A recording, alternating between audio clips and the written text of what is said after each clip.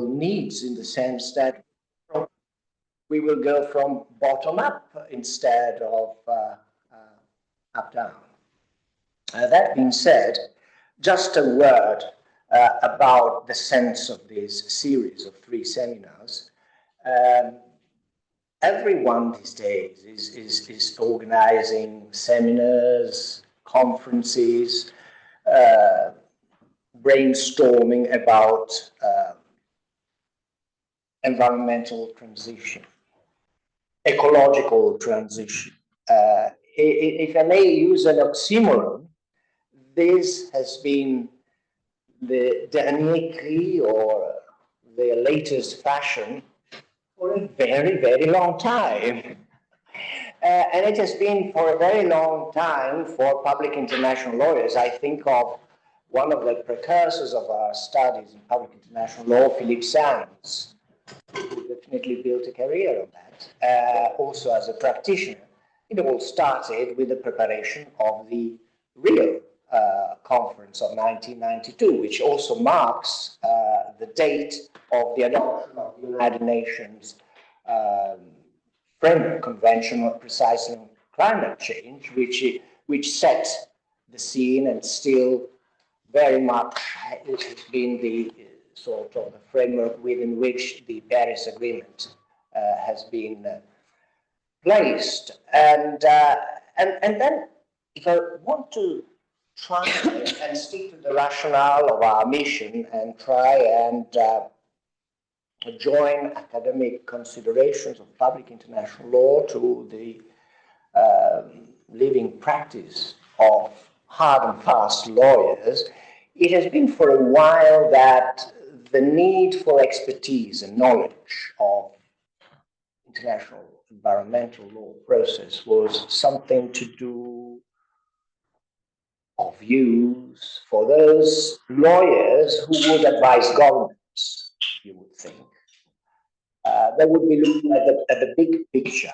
And then you would have domestic public lawyers, because municipalities, regions, local entities have been very much in the forefront of the implementation of the public international law regulatory setting. They were those who needed to know.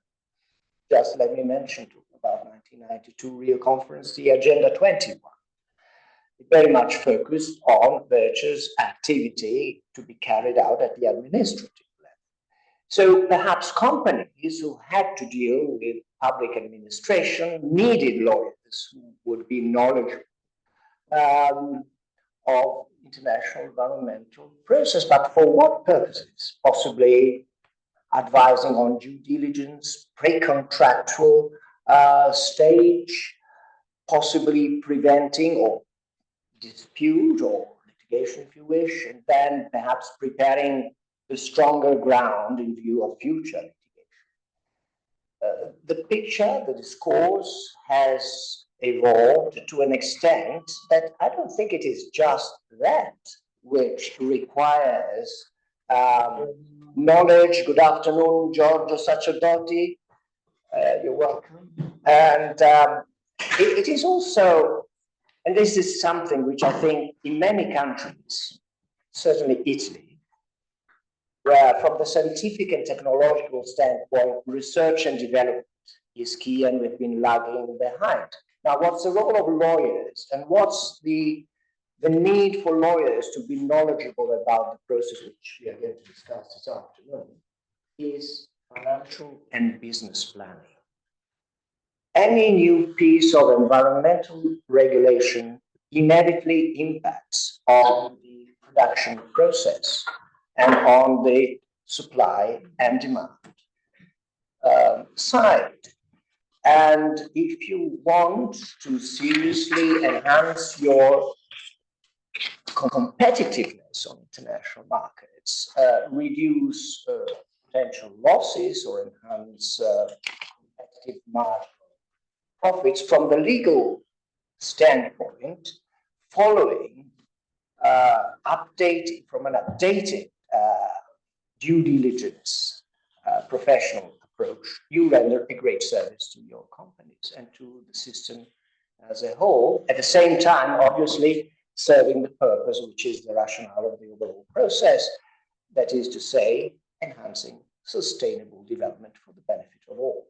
So with that being said, and without further ado, I'm very pleased to give the floor to the first of a string of highly competent speakers, when they don't come from Japan, but they also came some from a distance. And the first speaker is Professor Maria Rosaria Mauro, who's a great specialist. I've been with you in many similar occasions, and I've been in a position to appreciate. That's why we are very pleased that you are with us.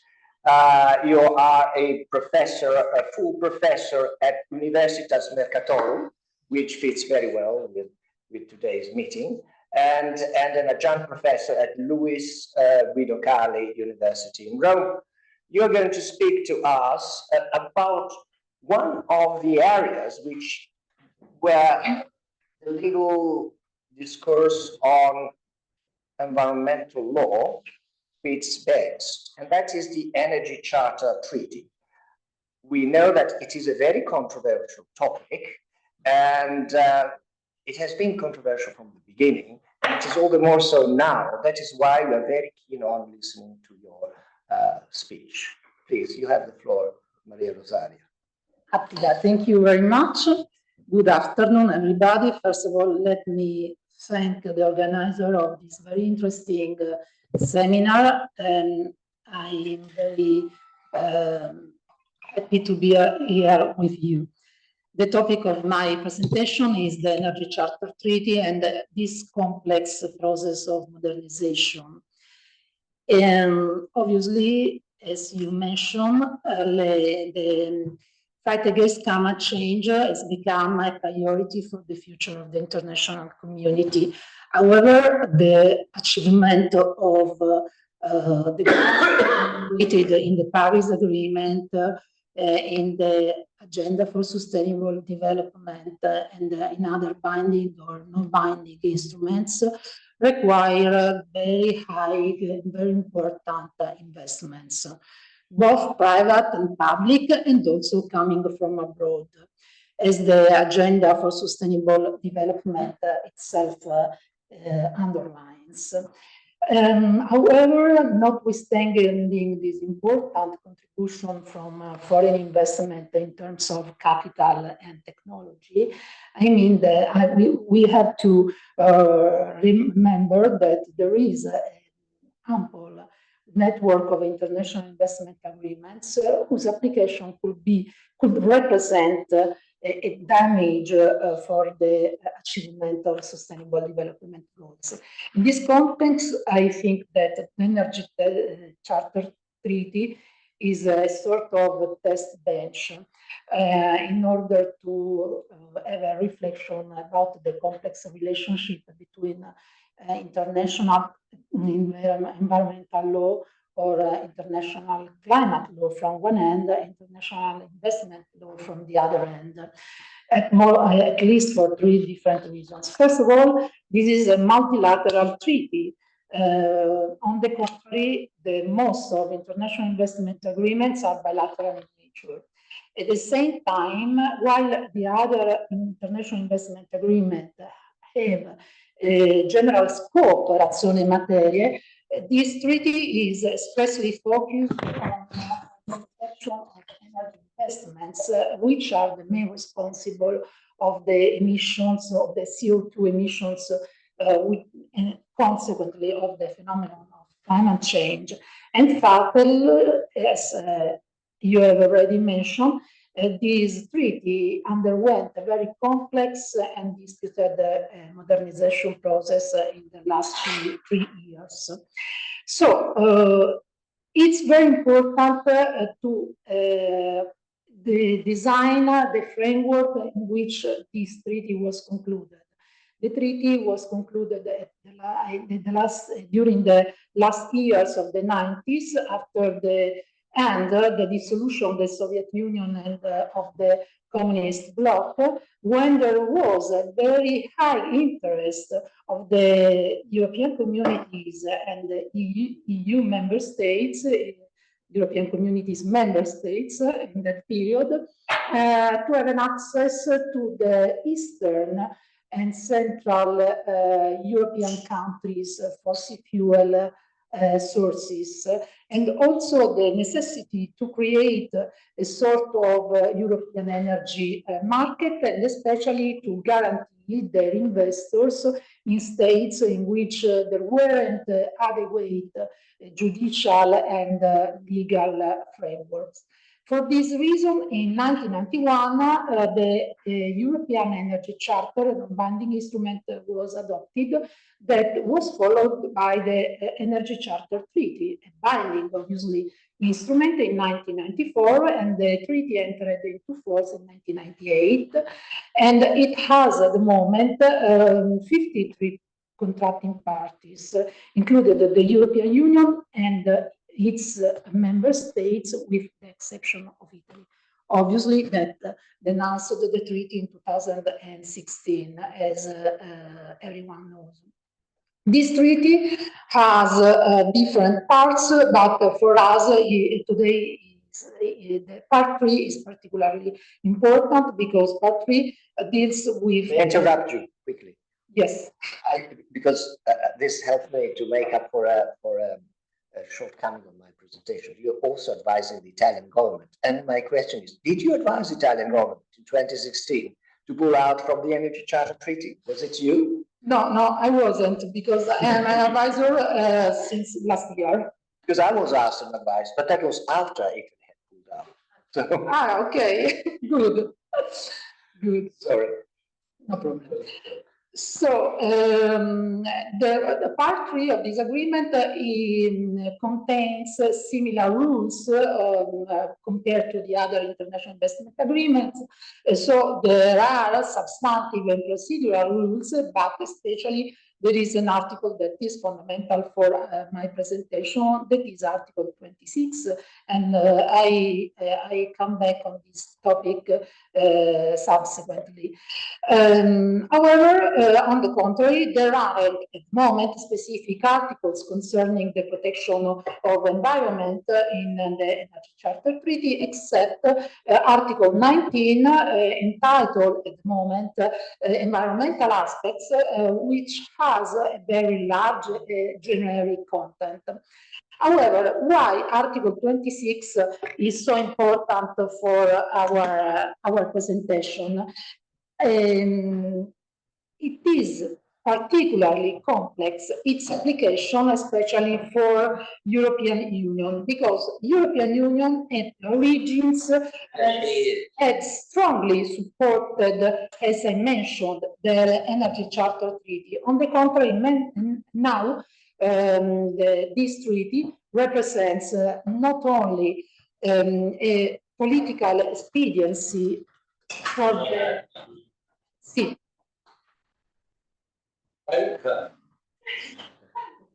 So sorry for the disruption. Oh, no problem.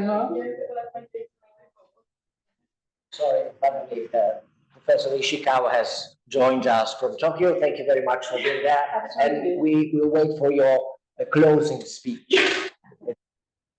Please, sorry. No problem. I say that this treaty that originally was supported by the European Union, that had a specific necessity in order to promote the cooperation, international cooperation in the energy market.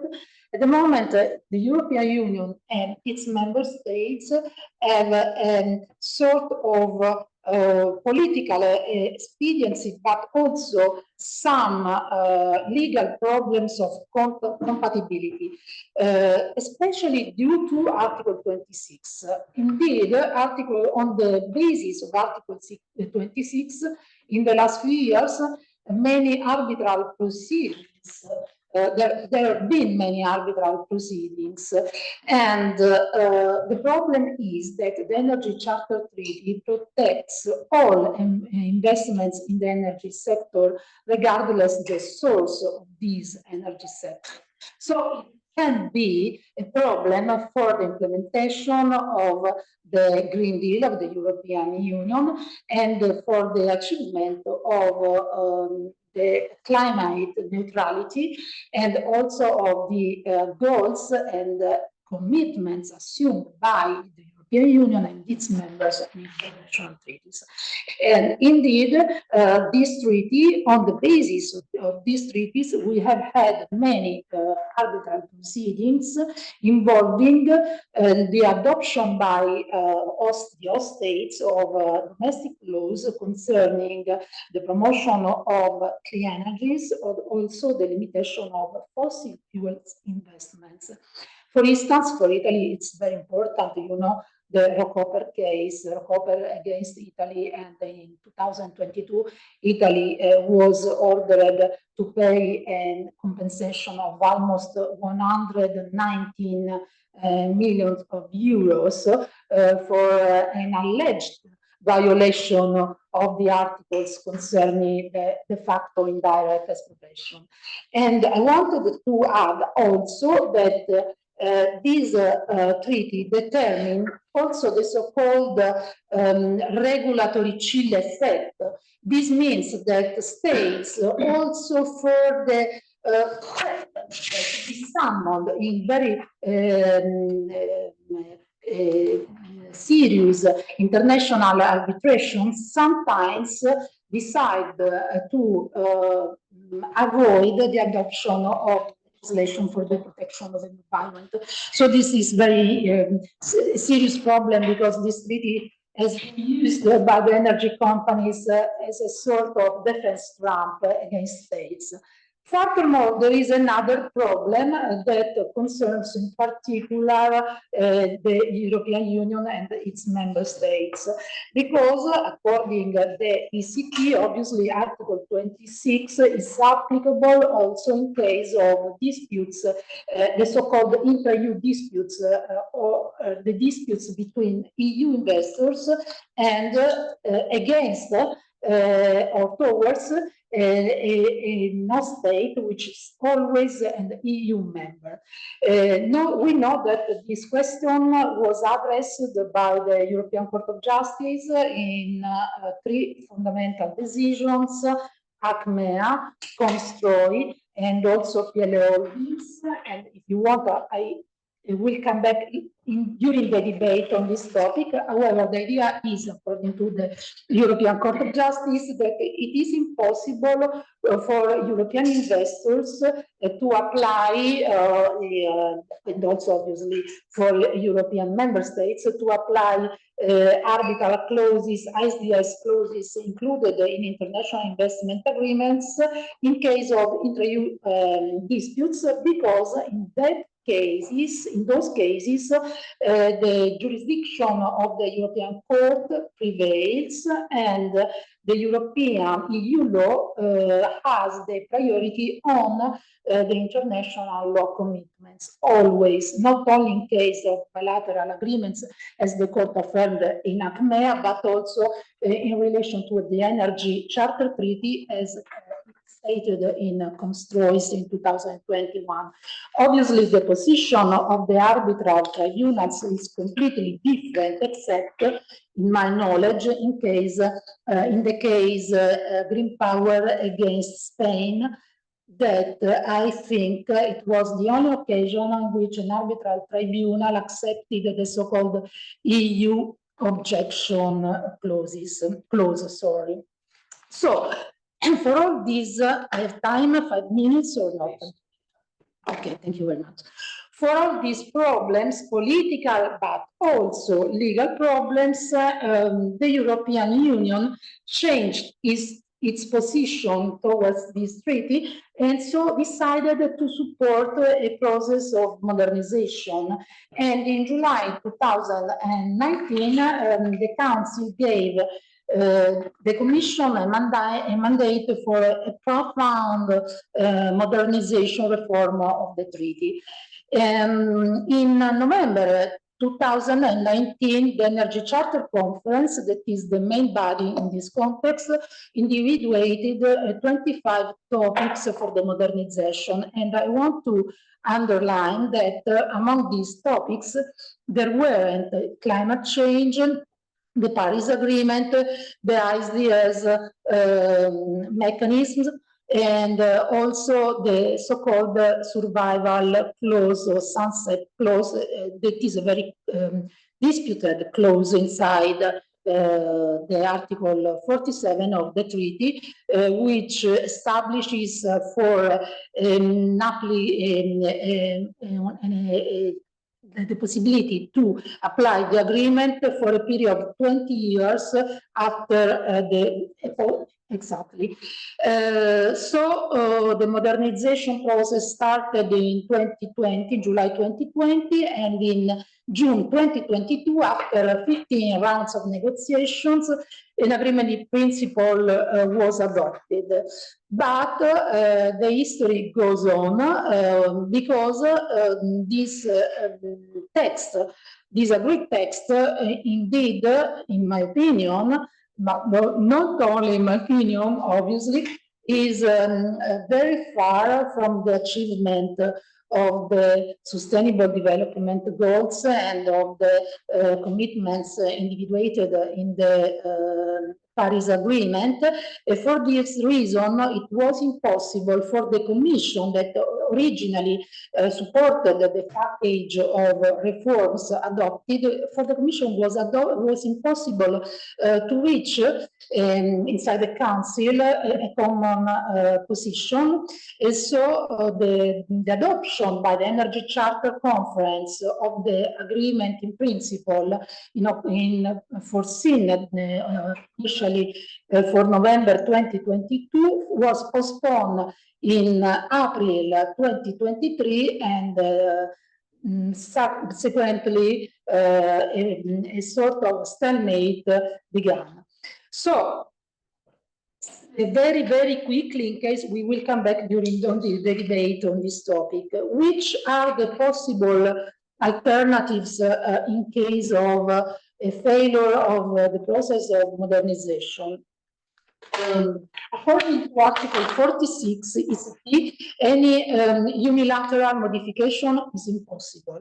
So we have three different alternatives. First of all, the possibility of a sort of an inter se agreement among the EU member states, eventually with other ECT contracting parties, according to Article 41 of the Vienna Convention, the law of treaties, so under the conditions indicated in this article.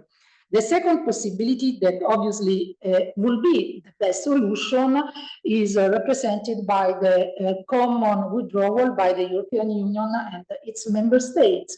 But however, we have some member states, Slovakia, Hungary, and also Cyprus and Greece, that manifested their hesitancy from leaving the ECT. So there is a problem also inside the European Union to find a balance, and the legal scenario in this context is and the legal procedure is very, very uncertain.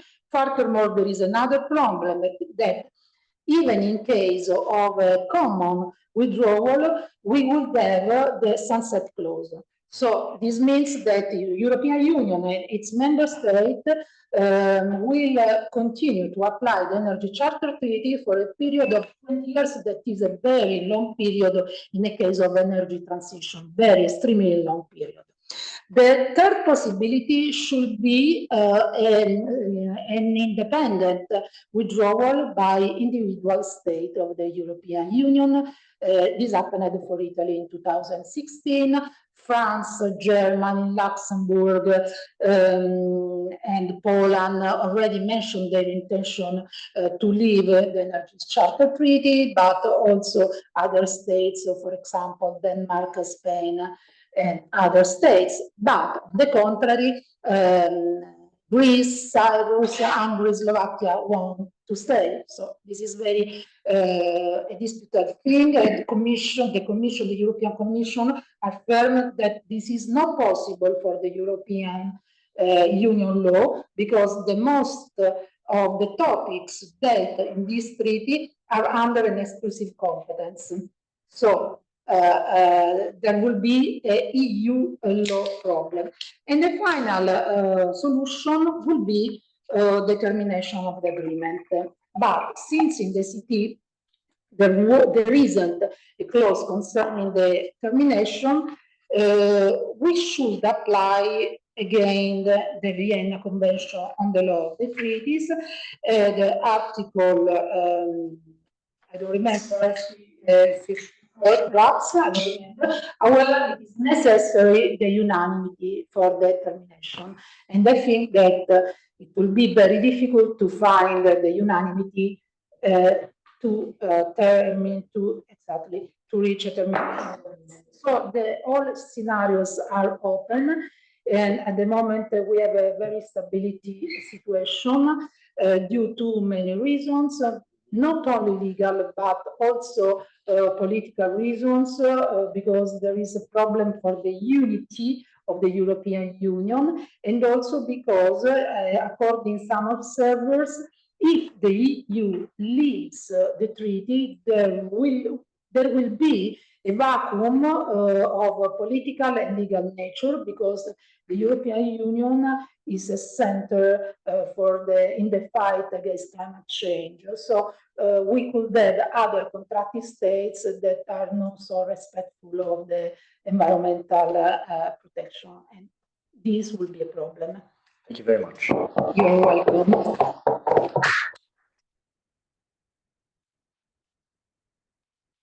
Thank you very much. I think you have produced very much of a faithful account of not of a tale. To some extent, it is a controversial story. And I think that the heart of the matter lies very much in the European Union position.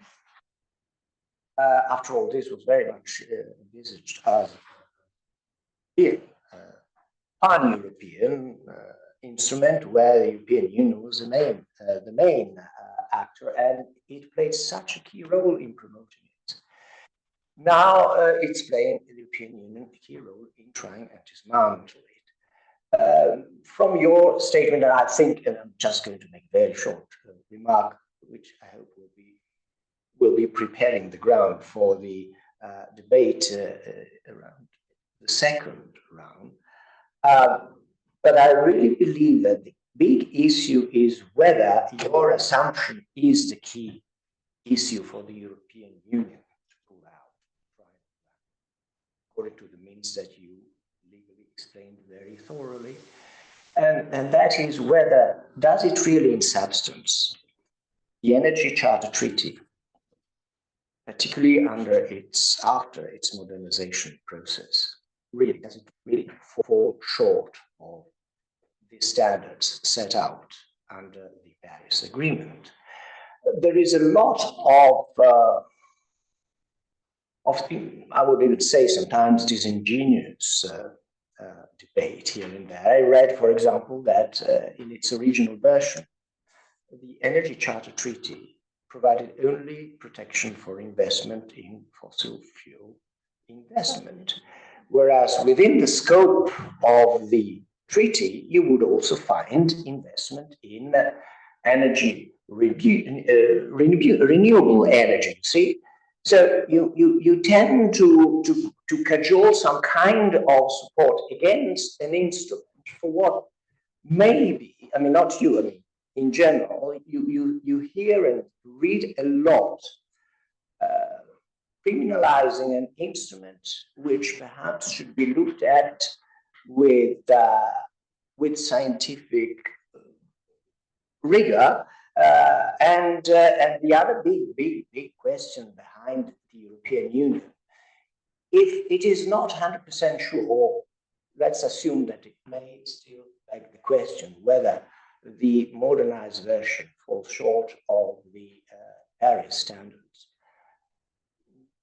would it not be for the European Union an issue which is very much the follow-up to the exclusive competence issue that came out of the Troy, Acme, and the rest of this. Is it more a matter of substances, or is it a problem of the European Union having a competence in the energy field that they don't want any international instrument to impinge upon? That is my question. That will probably help the debate later. And again, welcome, Tomoko. Look forward to your closing speech. Now, the next speaker is Chiussi, a scholar at the University of Bologna, and she is going, well, and she's also involved in these kinds of debates from a practitioner standpoint, because Ludovica is advising the Office of the Attorney General in investor-state disputes. So I suppose that you are familiar with many of the things that have been said about exclusive competence and jurisdictional defenses and the rest of it.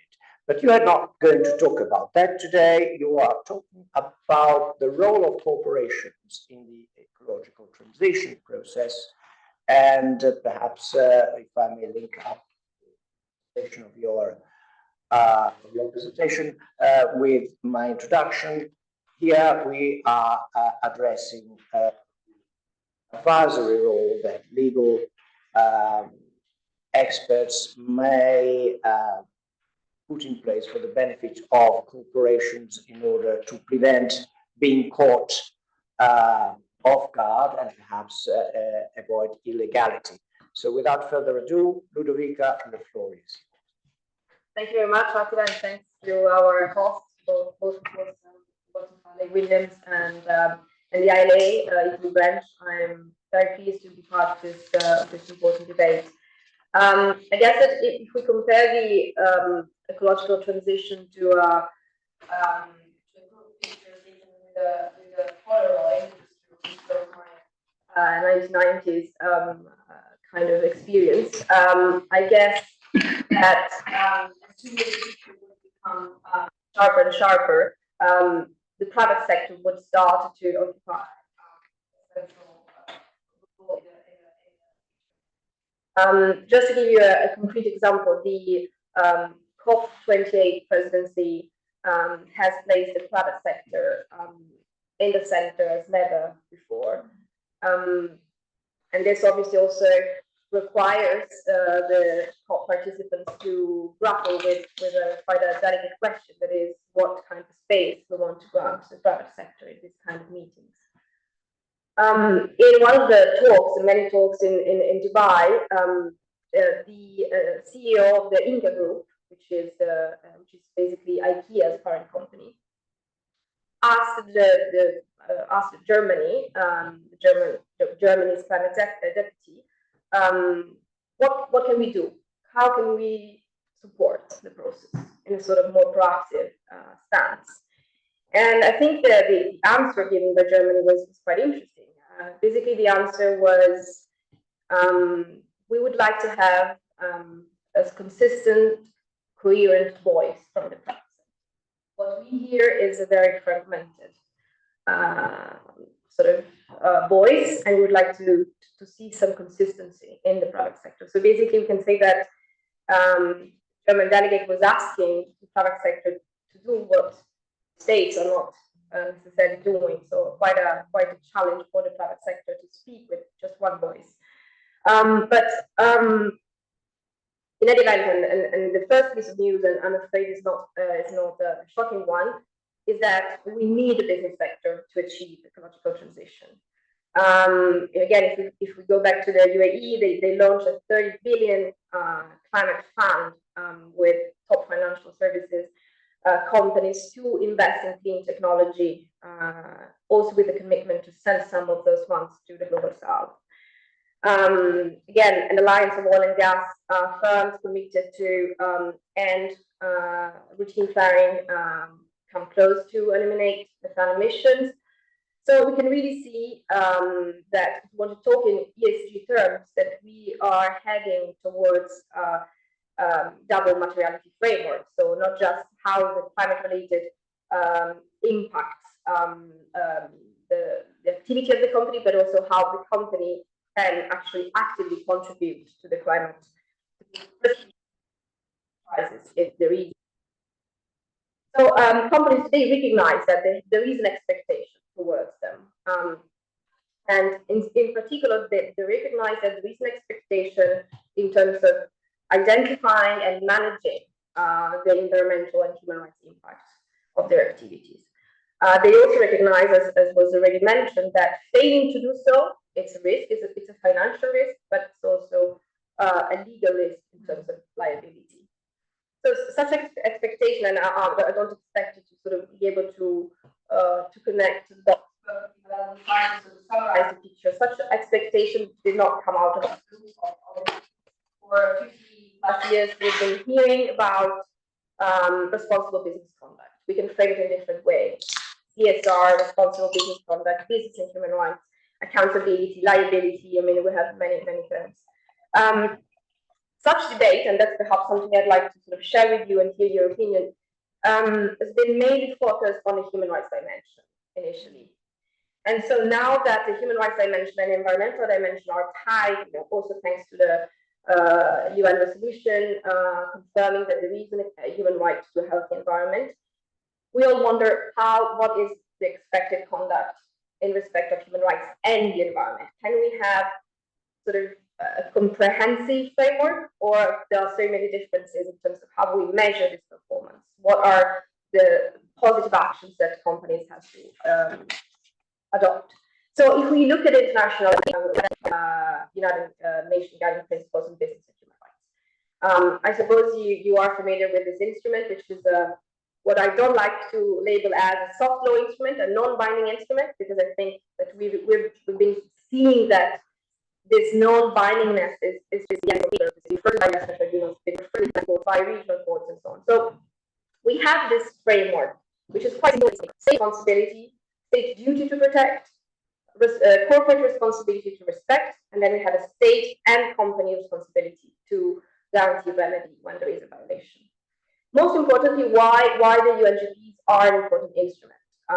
They have so many limitations and been criticized by the human rights community for sort of setting the bar too low in so many aspects, and we can enter a bit into the details later on. But the added value of the guiding principles, as given as a soft law instrument, has been to frame companies' responsibility in terms of due diligence. Then again, we can see what is the outcome of this framework, but the idea is that companies have to carry out processes to identify, prevent, and mitigate and address the adverse impacts that their activity has on human rights and the environment. I will not enter into the detail of the human rights due diligence process, which entails a policy commitment, a risk assessment of these activities. It requires an integration of the findings by the company, tracking the effectiveness, and communicate, and then it goes to the reporting side as well. So it's really a huge machine for a company, and that's why companies are normally assisted by other companies that take care of this process. And we know that, well, at least talking to the private sector, I've received in a way feedback about the challenges that the companies have, even just to understand what is the expected conduct in terms of human rights and the environment. So the UNGPs, just one detail, they mention the environment, but there's no mention of climate change.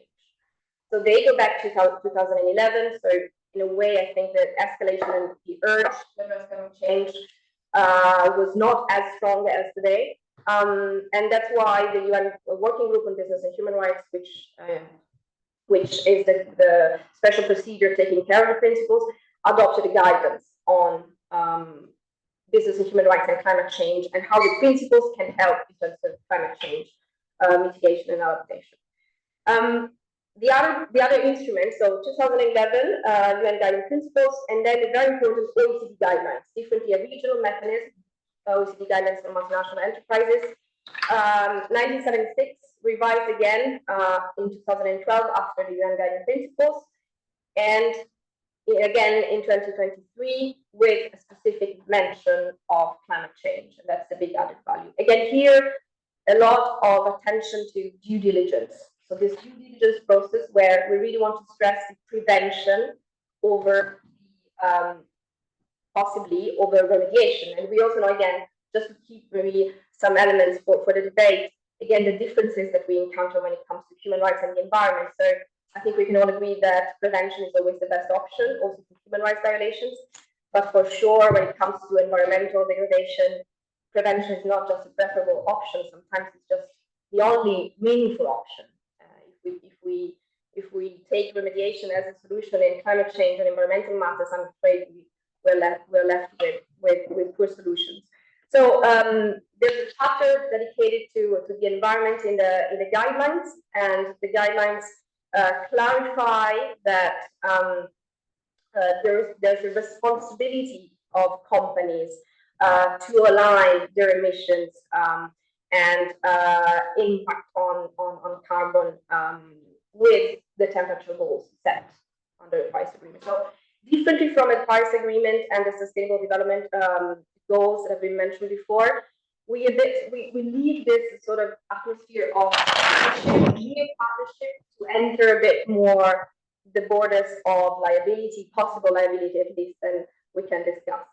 What are we left with? Guidelines are also soft law instruments, so it means they're non-binding as such, but importantly, they said they oblige, that's a proper obligation, they oblige states, the adhering states, which are over 50 today, to set up national contact points. And maybe you've come across them, it's a very important activity, it's a non-judicial mechanism, but it requires, it's a sort of mediation/conciliation procedure, which still it can be considered an enforcement mechanism. And again, also here we've seen interesting cases. One is the Dutch national contact point case, where, for example, a bank was asked to disclose its impact on the impact of the activities of its investees on the environment. So I don't know how much time I have left to complete my. Good, perfect. Thanks. I tried to be fast. So seeing that we have a fairly fragmented landscape at the international level, we have this non-binding instruments. We have a treaty that is being negotiated. We are now entering the 10th year of negotiation of the UN Treaty on Business and Human Rights. In the latest draft that was discussed this fall in Geneva, there's no mention as such climate change. There is a mention to the environment, but again, it's very human rights oriented. So are we able to cover the ecological transition just through the human rights lens? That's perhaps a question we want to ask ourselves. Now, what happens at the EU level? The EU level, there's a lot going on, and again, I don't expect to be exhaustive, but just to give you a very brief update, there's the Corporate Sustainability Reporting Directive, which entered into force last year, in January 2023, and basically replaced the Non-Financial Reporting Directive. It requires, according to some factors and prerequisites, it requires basically EU businesses, both EU subsidiaries including EU subsidiaries of non-EU companies, to report on the environmental and social impact of their business activities, and also on the business impact of their ESG initiatives.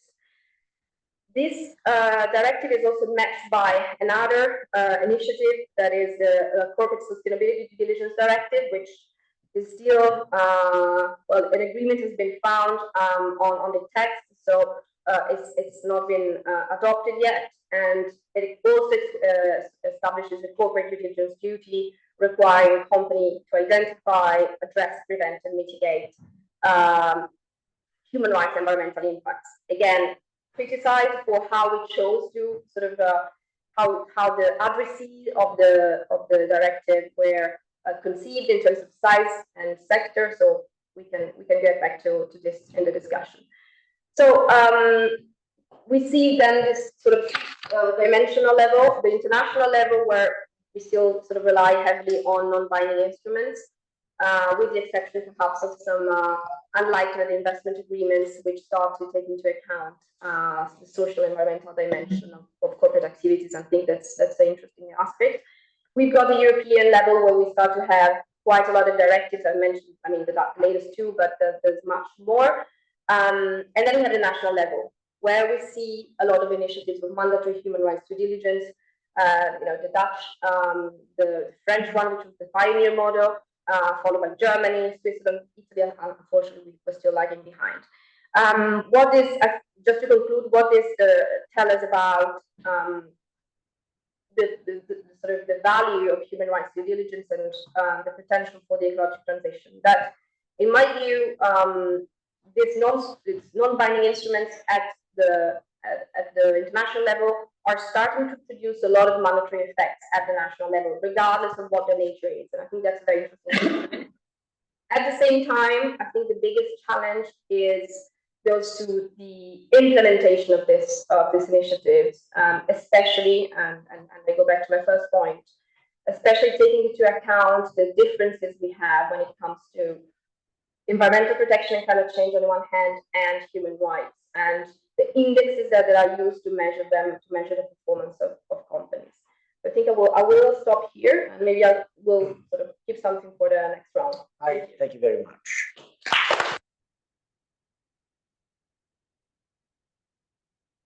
A lot of thought and presentation. One only remark there. I may take away from your presentation is that you tend to lament that the corporate liability process under international law is focusing more on human rights standards than on environmental standards. Now, my question is there really a gap to be lamented about now that we have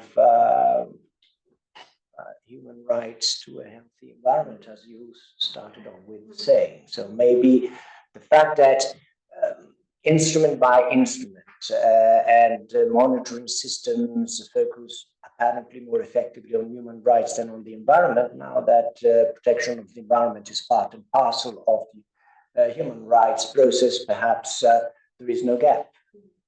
Just one thing. So, but to look at things from a positive side. Last but not least, for the first round, is Tibisay Morgandi, which is International Energy and Natural Resources Law at Queen Mary University in London. You have been also a practitioner working with fresh fuels. You saw, well, like your nationality, you see and you interpret and you incorporate the best of both worlds. The Americas and Europe, Venezuelan and Italian. You got a PhD from the Institute in Geneva and Harvard. So we are very pleased to have you here, and you're going to talk to us about an area. I mean, nothing happens in heaven or in the void. You have a space. Normally it's land, sometimes a sea, or is the seabed. And there is a lot to do with energy that takes place on the seabed or in the sea column. And for that particular reason, in 1982, the drafters of the UNCLOS, United Nations Convention on the Law of the Sea, divided up nature, the globe, into areas that pertain to the sea. And also they articulate sovereign rights, having to do with economic exploitation. And one of the areas where the drafters saw exclusive rights is precisely the exclusive economic zone, where you can not only engage into economic relevant activities in terms of fisheries, but also energy, line pipeline. And the problem is not so much in lies in the exclusive economic zone in and of themselves, but because they tend to impinge upon other coastal states, areas of the same category. So Italy has lagged behind. We have heard Italy's been a bit special from the first presentation through the second now, has adopted, has proclaimed, as they say, an exclusive economic zone pretty recently, and it's not really fully regulatory-wise fully in place, but the prospect is there that we have to start thinking, and the corporate sector is also to start thinking of the potentials and the risks, and the floor is yours. Thank you very much, Tibisay. Thank you very much, Professor Tanzi, for the kind invitation, and also to for having me here. It's a real pleasure for me as an Italian living abroad since the last, I would say, 15 years. I really am nostalgic sometimes, and I love to come back and be able, to be with fellow Italians. So thank you so much. It's a great pleasure to be here today. I think your introduction basically said it all. So what I'm going to do is unpack a few of the ideas you referred to, and I'm going to talk about the law of the sea, as you said, which is a quite technical area of international law. And I will apologize if, at the beginning, I'm going to just start talking about the different maritime areas, and some of you may be very familiar with it. But for the benefit of the audience, I think it's important that I flesh out how the international community has decided to, in a way, allocate resources in the sea. So essentially, when states realized that it was not just about fish and navigation, but it was also about energy resources, and at the time in the 40s, it was about oil and gas in the seabed, states decided that it would be a good idea also to come up with a regime that would govern how states would have allocated different maritime areas. And so the first oil platform that was established in the sea was in 1947. The US established this platform fairly close to the coast in what is called the territorial sea. I'm going to say in a second what the territorial sea is, and they managed to dig out some oil from the seabed. When that happened, the fear was that those states like the US that had resources would just go in and on a first come, first served basis would just tap in the resources in the sea, not just close to their coast, but all over the world. So we had this strong incentive to try to find a way to allocate equitably the sea and the resources in the sea. And so we had 3 conferences on the law of the sea. We started with 4 different conventions that were looking at different areas. And then the first comprehensive instrument that actually regulated all activities in the sea is UNCLOS, that was signed in 1982. But between 1947 and 1982, there were these 3 conferences on the law of the sea. And essentially what states decided is that there will be an area, the closest to the coast, which will be called territorial sea. And the idea of having a territorial sea would be to extend to that part of the sea the same powers that the state has over land, and that's why I called it territorial sea. And this extends up to 12 nautical miles, which is roughly 22 kilometers from the baseline. So from the coast, 22 kilometers in the sea. And their states have full sovereignty. Beyond that, we have 2 other areas, one called continental shelf, and the second called exclusive economic zone. And then we have the high seas.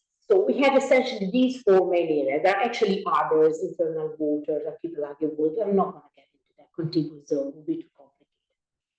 Why are we talking today about the exclusive economic zone? And it's because at the moment, we're very interested not just in the oil and gas that is in the seabed, the so-called continental shelf, but also very interested in using the column of water which is above the continental shelf. And so we want to use not only ocean currents to produce tidal energy, but we also want to establish wind and solar platforms offshore, because we know that if they are established offshore, especially for wind, we are able to produce much more energy than if we establish these wind platforms onshore. So there is this great interest in focusing now on renewable energy resources in the sea. And it's important to explain a bit better what is the difference between the continental shelf and the exclusive economic zone. So the continental shelf is the natural prolongation of land under the sea.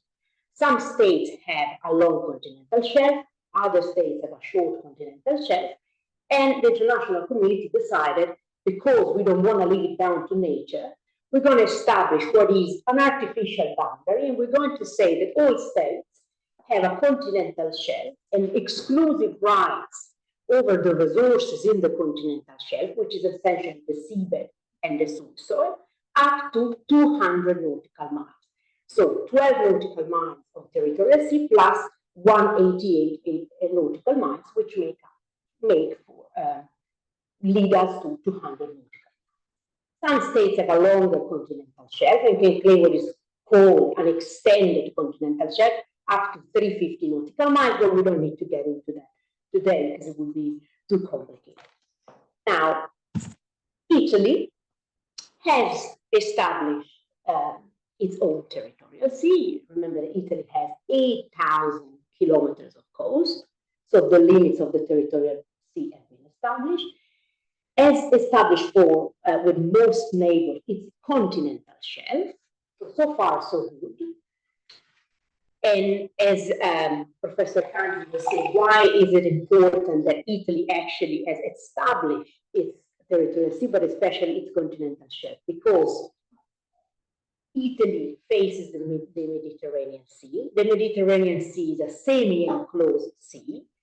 Italy has about 22 other countries with which, to some extent, could have overlapping claims in terms of maritime areas. And because the Mediterranean Sea is a semi-enclosed sea, then actually quite as, the distance between the coast of Italy and the coast of all these other neighbors is not that much. Without actually having delimited its boundaries, it might risk to encroach upon entitlements of other countries. So it's important that Italy has done that when it comes to the territorial sea and with most countries, the continental shelf. But when it comes to the continental shelf, we're only talking about the seabed and the subsoil, and we're talking about essentially oil and gas. And Italy hasn't been really interested in the oil and gas sector like other countries. So far, we have seen very little activity when it comes to the oil and gas sector. And the Rosaria case was one example where Italy was trying actually to move ahead in this sector, but they desisted because for environmental reasons. Now, the exclusive economic zone is another artificial area that the international community has decided to establish. And what is this exclusive economic zone? Is again a maritime area that extends again up to 200 nautical miles from the coast. But the difference is that the exclusive economic zone comprehends the continental shelf, which means the seabed and the subsoil, but also the column of water above the continental shelf. Now, even if you establish an oil platform in the sea, you would need, and you do it outside of the territorial sea, you do it on the continental shelf, you would need to have delimited your exclusive economic zone, because your platform will be anchored to the seabed, but will come up in the column of water, and the top side of the platform will be coming out outside of the water. And you need to make sure that any artificial installation that you put in the water is in an area over which you exercise not sovereignty, but sovereign rights. So Italy, because it wasn't really interested in the oil and gas sector, hasn't really thought about, and also for other reasons, which I'm going to briefly mention, because I think this makes it also interesting, has not really, up until 2021, proclaimed the exclusive economic zone. This has become a matter of great concern, not just because Italy is thinking about establishing wind farms and solar farms and tidal farms offshore, but also because another country, Algeria, in 2018, unilaterally proclaimed its own exclusive economic zone, and its claim, in a way, it's the area that they say they were entitled to clearly encroach upon not just Italy's exclusive economic zone, but also Italy's territorial sea, because it went very close to the coast of Sardinia. Exactly. So Italy said, well, I think it's time that we actually do something about this. Now, an important element which I haven't mentioned yet, I keep a bit of suspense so that is that coastal states have rights, have sovereignty or sovereign rights over the territorial sea and the continental shelf ab initio. So they don't need to make any proclamation. These rights are theirs. It's just a matter of delimiting the boundary, but no state has to make a proclamation to, in a way, exercise those rights. The story, though, is different for the exclusive economic zone, because under UNCLOS, you need, as a coastal state, to make an express proclamation about your exclusive economic zone. So unless you do that, in theory, other states can come in your exclusive economic zone and fish, and perhaps establish platforms, establish artificial islands, lay pipelines. So obviously you might wonder, is it just because Italy wasn't really interested in tapping into the oil and gas resources, or that it didn't proclaim the exclusive economic zone up to 2021, or are there different reasons? Some reasons are that for defense purposes, Italy knew that, via NATO and the presence of US vessels, it didn't really need to patrol much the area. Other states were doing that. And also, one argument is that Italian fishermen were actually happy not to have any boundary to be able also to go fishing in third countries, exclusive economic zone. But what is complex is what Professor Tanzi was referring to. When you are in an area where it's not like, the US that is facing, for instance, on the side of California, the Pacific, where you have more than 200 nautical miles, you have plenty of miles, and simply proclaiming your exclusive economic zone, is enough in a way, because you're not encroaching upon maritime areas of other countries. In the Mediterranean Sea, this is particularly complex because no state has actually, enough space to have the full extent of these 200 nautical miles. So the difficulty is also that Italy had already agreed a continental shelf boundary with some of its neighbors, but not with all of its neighbors. And in particular, this will be difficult with countries such as Malta, with whom essentially it was very hard to reach an agreement on the continental shelf and the exclusive economic zone, because one important aspect is that it's not just coastal states or states that have a coast that can have these maritime entitlements, but also small island states, including islands that belong to a state. So Sicily could create its own entitlement. And Malta, that is very close to Sicily, has never agreed to Sicily in a way having the full extent of the territorial sea and continental shelf and exclusive economic zone. So reaching an agreement with some states is particularly hard. And so Italy has, in a way, left these behind, and now that other states have started to move in this direction, has become particularly interested in reaching those agreements. So just to briefly, fast forward to 2021, Italy, as the parliament, in fact, upon a proposal of an MP, has adopted a law that was supported both by the opposition and the party that was in power. And this law essentially proclaims Italy's exclusive economic zone, but in practice does not delimit Italy's exclusive economic zone. Why? Because Italy has to agree with all these other states on where the boundary lies.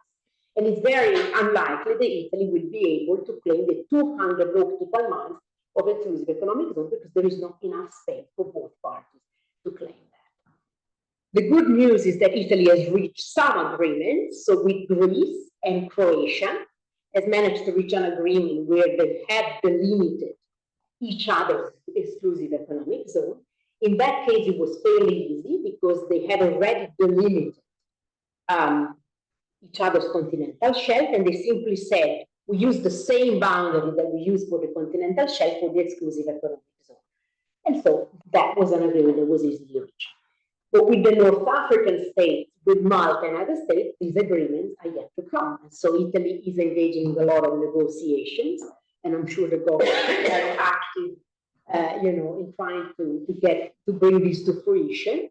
But as said, an agreement can take a long time, and under UNCLOS, when there is, in a way, a disagreement between two states, there is only one way out, which is to outsource the decision to a court, which can be the ICJ or the Tribunal of the Sea or an arbitral tribunal. So if Italy will decide to go down that path, that's a way, but obviously it requires the agreement of both states to outsource this decision to a tribunal, and then the award that the tribunal will issue will become binding, and essentially the tribunal will draw the boundary for both states.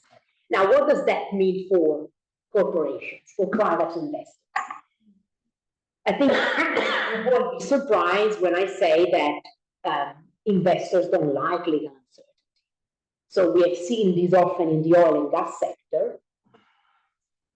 It's hard for an oil company to decide to go in and start this very expensive operation of exploration and exploitation in an area that is so-called undelimited or disputed, because they don't really know whether the country that is awarding or granting the license is the country that actually has sovereign rights over that area.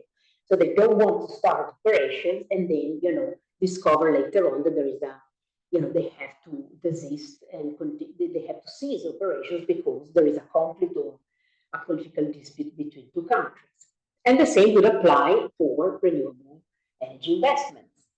So an investor will find it hard to say, I'm going to place that wind platform in the sea if they don't know whether, is Italy or another country that has sovereign rights over that area.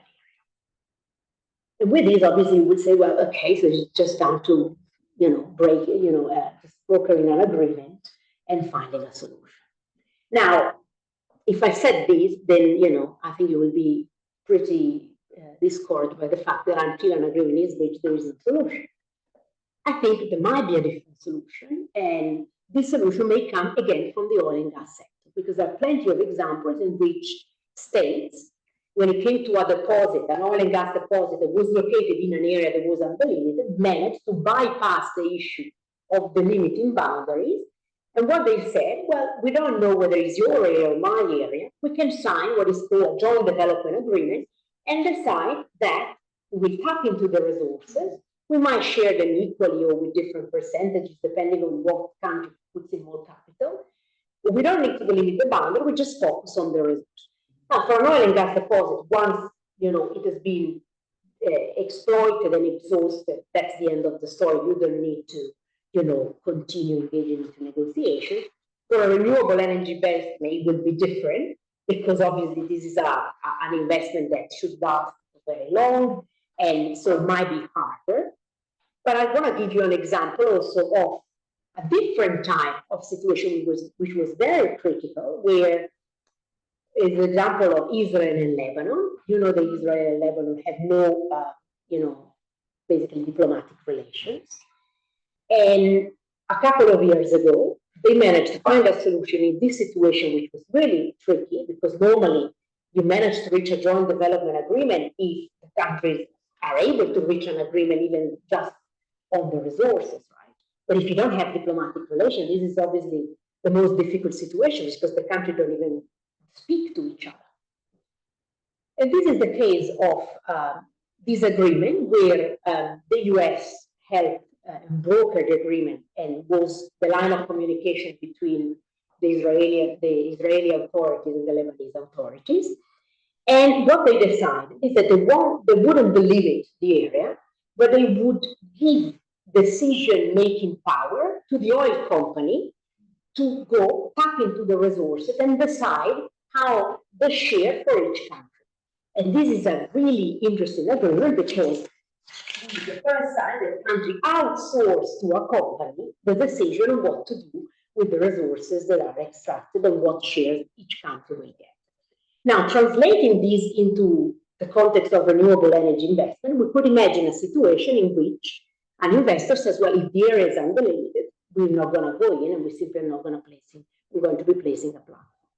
However, there could be a similar scenario in which the countries, whether they speak or not, they can decide and say, we cannot delimit the area, but this investment is a win-win situation for everybody, and we decide that we're placing platforms in there. And we will share the electricity that is produced, or we will share the profits that will come from the electricity that is sold. And I think this is a scenario that I think the government could think about, because with those countries with whom it's easier to reach an agreement, it makes sense reaching a delimitation agreement. But as it has been shown in many cases, these agreements are really hard to come, and missing an opportunity on exploiting energy resources with the energy crisis we're facing, with the energy security issues that we are seeing, but also with the strong need that we have to actually produce nuclear and renewable energy and move towards clean energy, I think this could be an alternative to simply, continue negotiating a delimitation agreement that might not come. And so I think if we take inspiration from the oil and gas sector and those agreements that have been signed, including the agreement involving Total, I think we could imagine a scenario in which the companies get involved and decide that, okay, we might not know whether this area is Italian or another countries, but we are happy to move ahead because both countries, to some extent, agree that the electricity that is produced from this wind farm or solar farm will be shared. And there will be a way to bypass the issue of delimitation. I'm sure there are different questions that we can unpack maybe in the debate, but I just wanted to give you the general landscape about what Italy has done. So Italy has proclaimed the EEZ, but has not yet delimited other with those countries with which it has reached an agreement. But I think there are ways out of this, and so it should be encouraging, I think, for corporations to know that there is no total impasse, and there are ways in which an agreement can be reached, even not on the delimitation of the boundaries.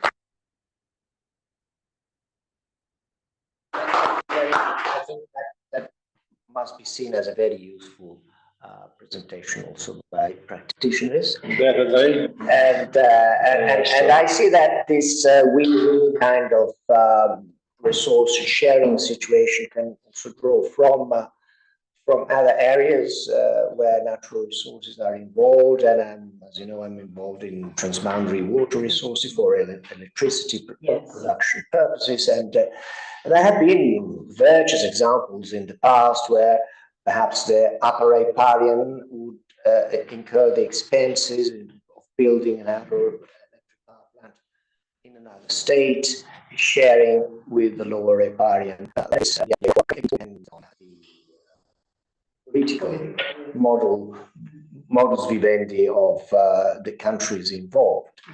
But as far as knowledge of this UNCLOS kind of regulation is key for lawyers, judges. I had to defend Italy before the Italos because of a case of utter ignorance by the judge, as well as the lawyers representing the people. It was a criminal proceeding, had to do with fiscal investigation in the what would have, had it been a proclamation, a contiguous zone. So the criminal judge felt himself to be absolutely justified on the ground of UNCLOS to carry out fiscal investigations up to the point of seizing a tanker for activity being carried out beyond the territorial waters. And he mentions in his decree of seizure his very excellent reading of the convention, had it only been that that particular zone would apply to Italy. Fact is that it did not apply because Italy had not proclaimed. You see, the knowledge of international law applies to everyone. Another case, and I stopped at, it's very contiguous to your presentation. I was once called by a law firm of fiscal lawyers, and they said, we need your interpretation of UNCLOS for fiscal purposes. It took me a little bit of a while. It was just before Christmas, 2 years ago.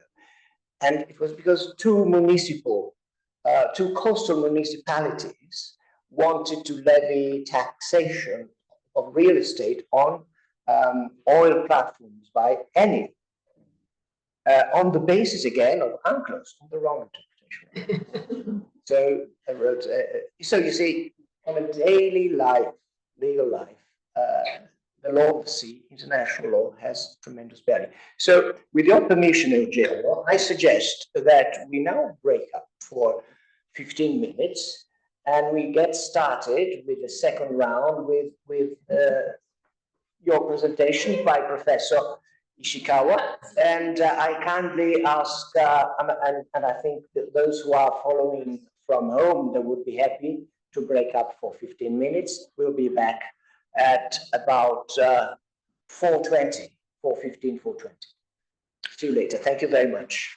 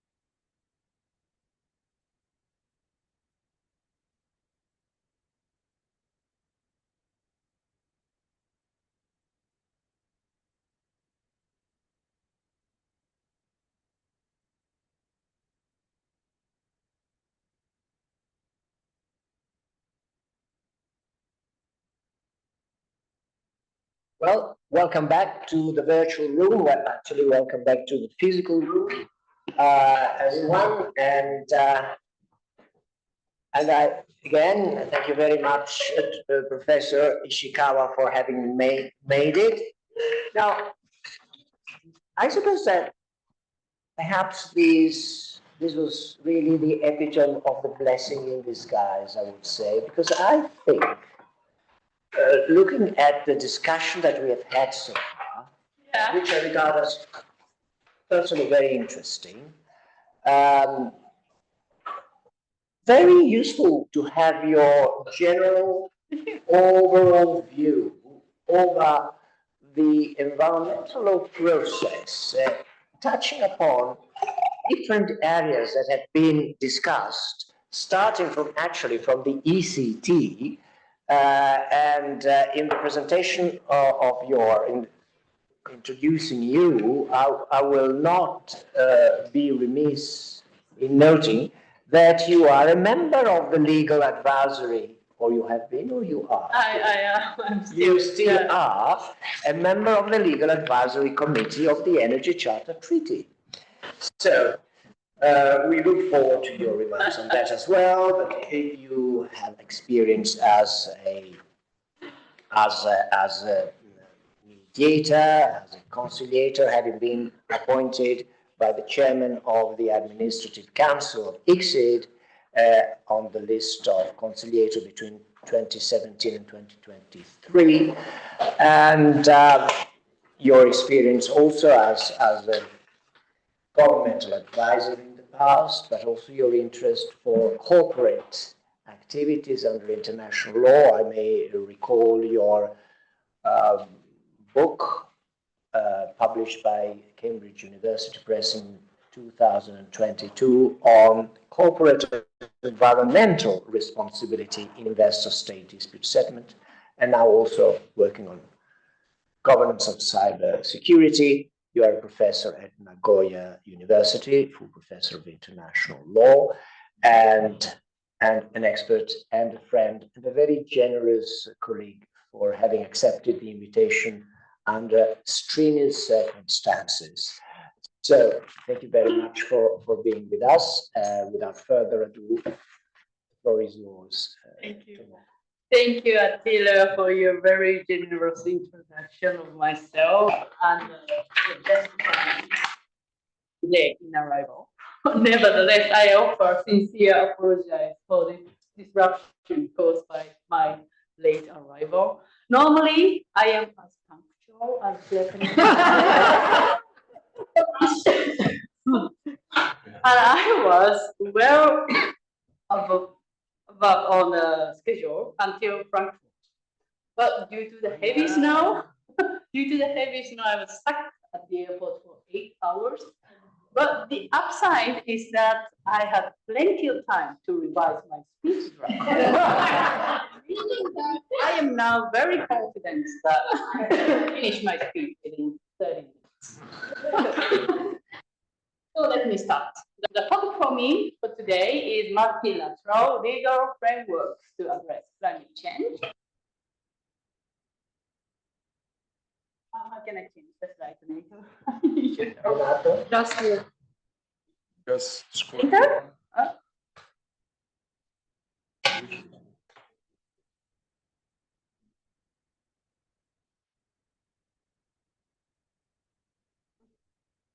So, yeah. So let me start by outlining major multilateral climate activities leading to the United Nations Framework Convention on Climate Change, which I summarized in this timeline. Notably, in 1988, the World Meteorological Organization and the United Nations Environment Programme established the Intergovernmental Panel on Climate Change, IPCC. The General Assembly Resolution Protection of Global Climate for Present and Future Generations of Mankind endorsed the establishment of the IPCC and described the climate as the common concern of mankind that goes beyond merely coinciding interests of states. In 1990, the IPCC issued its first assessment report, in which it warned that emissions resulting from human activity activities are substantially increasing the atmospheric concentrations of greenhouse gases. The report builds the momentum for the negotiations of a global climate treaty. December in the same year, the General Assembly passed a resolution that established an intergovernmental negotiation process to prepare a framework convention on climate change. Thus, the framework convention was opened for signature at the Rio Summit in 1992. Multilateral frameworks after the UNFCCC are summarized in this timeline. Let me quickly identify the major frameworks and instruments before revisiting the Framework Convention, Kyoto Protocol, and Paris Agreement. After the entry into force of the Framework Convention, the parties established the Berlin Mandate at COP1, under which the parties negotiated the Kyoto Protocol. Kyoto Protocol entered into force in 2005, and the first commitment period started in 2008. In the last year of the first commitment period, the Doha Amendment to the Kyoto Protocol was adopted, establishing a second commitment period until 2003. In 2009, COP15 produced the Copenhagen Accord. The accord failed to reach an agreement on a successor treaty to the Kyoto Protocol, but it functioned as a basic agreement on emissions reduction amongst China, India, and the United States. COP16 produced the Cancun Agreement. The Copenhagen Accord and Cancun Agreements eliminated the Kyoto Protocol's Annex 1 and non-Annex 2 division system. It instead subjected both developed and developing countries to a bottom-up pledge and review system. The Cancun Agreement also established Green Climate Fund to provide financial support to developers. In 2011, at COP17, the Durban Platform was established to develop a new framework for a new international climate treaty. The Paris Agreement was therefore adopted at COP21 in 2015. In 2018, to operationalize the implementation of the Paris Agreement, the parties' agreement of the guideline called the Paris Rulebook. Another international instrument that has a significant impact on climate change mitigation is the Kigali Amendment to the Montreal Protocol. It committed signatories to reduce the production and consumption of HFCs, the substance emitted from air conditioners and fridges.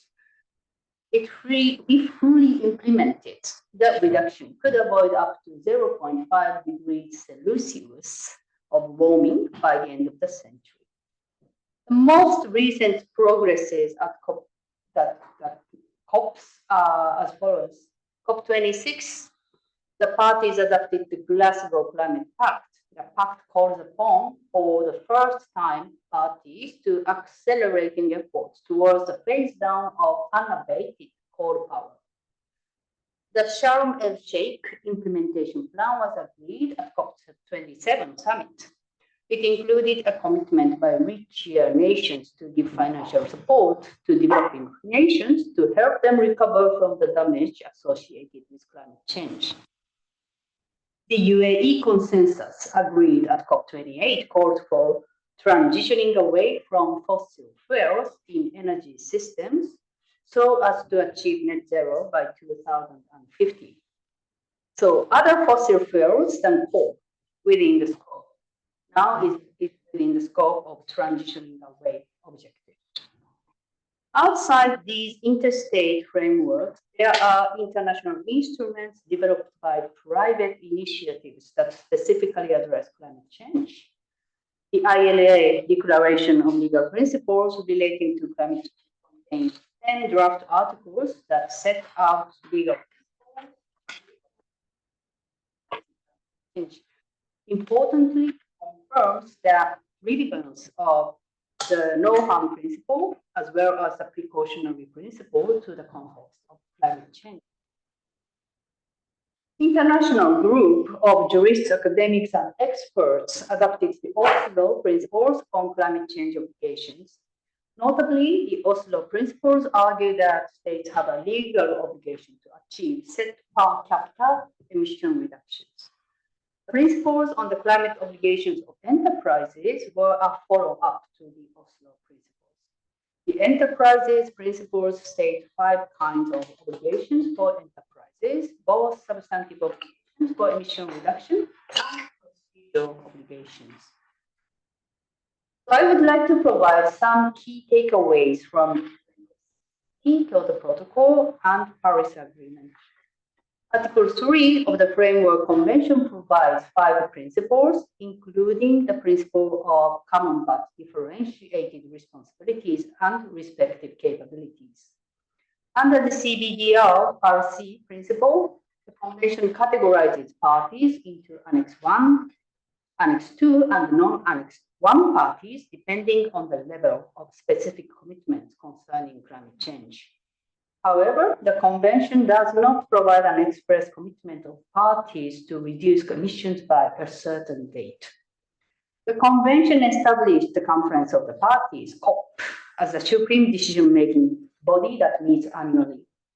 Currently, the goals of COP are to regularly review the implementation of the Convention, Kyoto Protocol, and Paris Agreement, and to adopt decisions to further develop and implement these international instruments.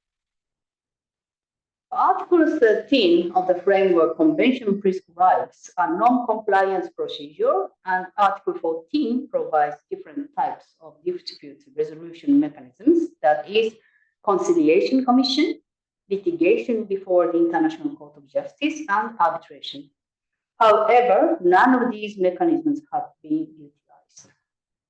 The Multilateral Consultative Committee under Article 13 was negotiated but never established. The ICJ and arbitration jurisdictions require acceptance of parties, but so far only the Netherlands has made a declaration recognizing the compulsory jurisdiction of the ICJ, and only 3 states have made declarations consenting to arbitration. Neither the conciliation annex nor the arbitration annex materialized.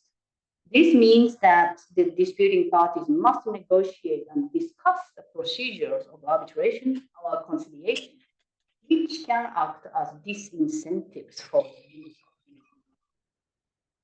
This inactivity of the parties can be attributed to political and reputational considerations in avoiding adversarial conflicts.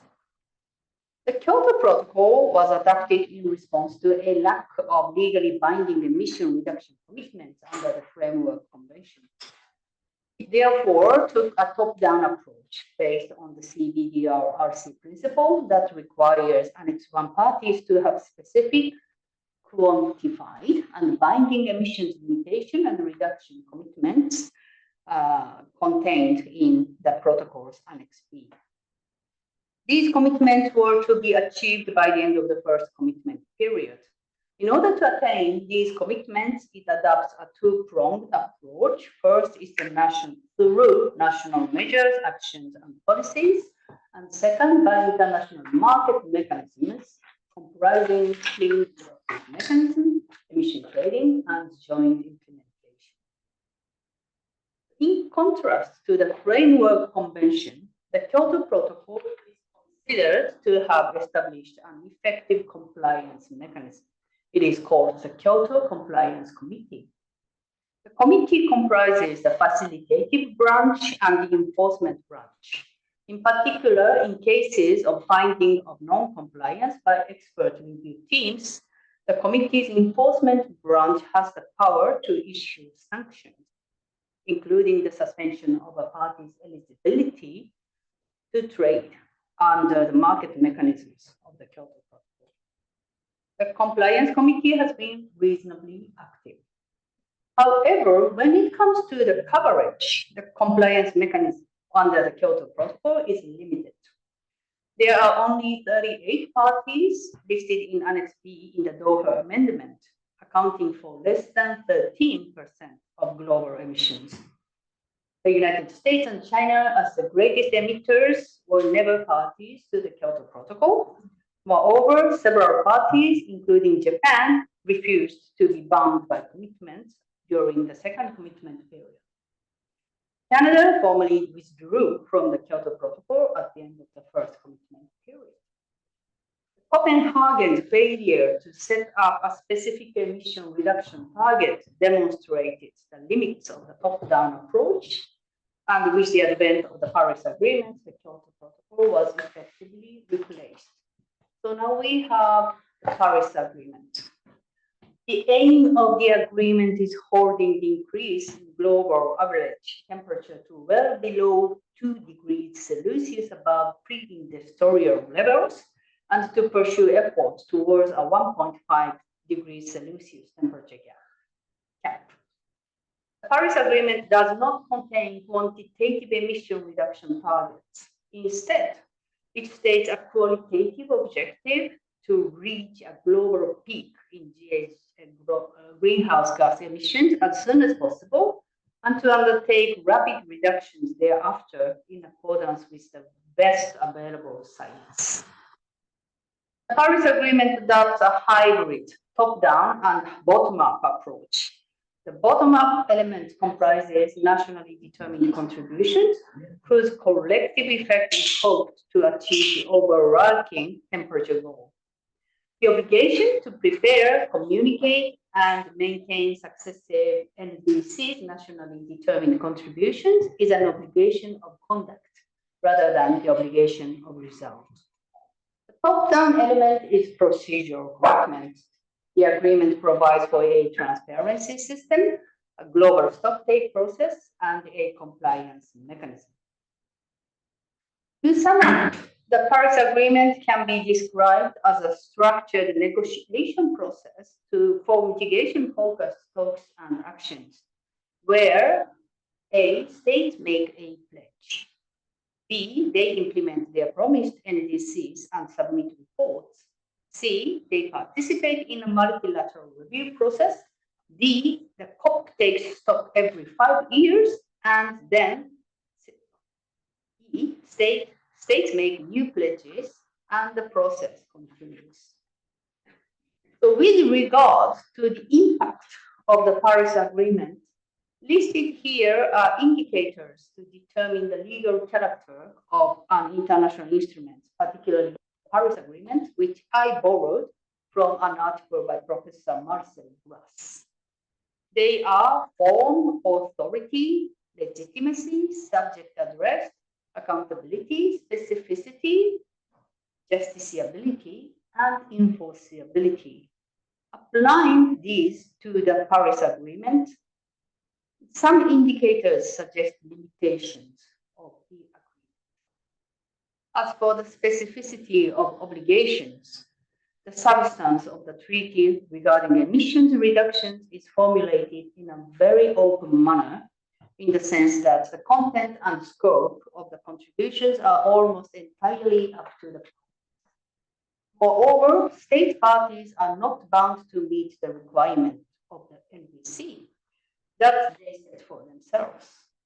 Accordingly, there is potential for dramatic disparities in how closely states achieve or adhere to their NDC. Compliance mechanism is weak in the sense that it focuses on compliance-inducing functions. Article 15 provides that a non-compliance committee is facilitative in nature and functions in a non-adversarial and non-punitive manner. Moreover, the role of the committee is limited to the assessment of their procedural obligations and does not extend to the assessment of the substance, such as whether states are meeting their NDCs. It can fulfill only facilitative functions, such as engaging in dialogue, making recommendations, and issuing findings of fact in connection with reporting requirements. The Paris rulebook emphasizes that the committee will not function as an enforcement or dispute settlement mechanism. This is obviously weaker than the non-compliant system under the Kyoto Protocol, which provides quantifiable targets and the option to issue penalties in cases of serious non-compliance. Regarding dispute settlement mechanisms, The Paris Agreement involves Article 14 of the Framework Convention, Mutatis Mutandis. And like we already studied that the UNFCCC's dispute settlement mechanisms have many limitations and obstacles. These weak elements may create gaps in the implementation targets of the Paris Agreement. Therefore, some scholars argue that there is an urgent need to establish effective non-compliance and dispute resolution mechanisms. On the other hand, the lack of enforcement power does not necessarily mean that the Framework Convention and the Paris Agreement are devoid of legal implications. They are legally relevant in different ways. For example, they may inform the interpretation of other international agreements, in particular human rights treaties. It should be noted that the preamble of the Paris Agreement recognizes the link with human rights.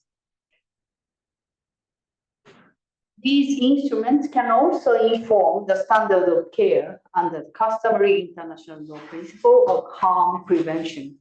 The no harm principle, in other words, applies to global threats like climate change. They may also inform the interpretation of duty of care under domestic law. Domestic climate change litigation cases demonstrate the functions of international climate change instruments. In Commune de Grand Centre versus France Council, the judge determined that although the stipulations of the UNFCCC and the Paris Agreement are devoid of direct effect, they must nevertheless be taken into consideration in the interpretation of the provisions of national law, in particular those which, referring to the objectives that they set, are precisely intended to implement them. In the Klimaat-Zaak case, the Brussels Court of First Instance concluded that Belgian authorities failed to act with prudence and diligence under its civil code and were in breach of their obligations under Articles 2 and 8 of the European Convention of Human Rights. The Court of Appeal's judgment in November last year affirmed this finding in most parts. In addition, the Court of Appeal ordered authorities to reduce their greenhouse gas emissions. The court stated that the fact that Belgian climate governance complies with the European Union and international standards on greenhouse gas reduction targets does not absolve the Belgian authorities' concern of any blame. In reaching this conclusion, the court stated that the Paris Agreement also implied an upward revision of nationally determined contributions, even if this was not quantified.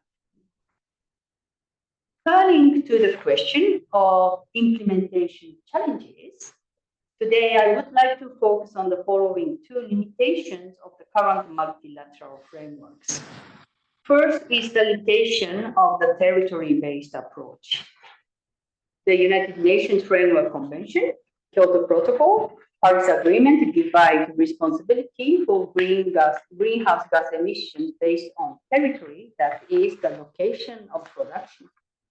However, it has become clear that the current commitments under the Paris Agreement are insufficient.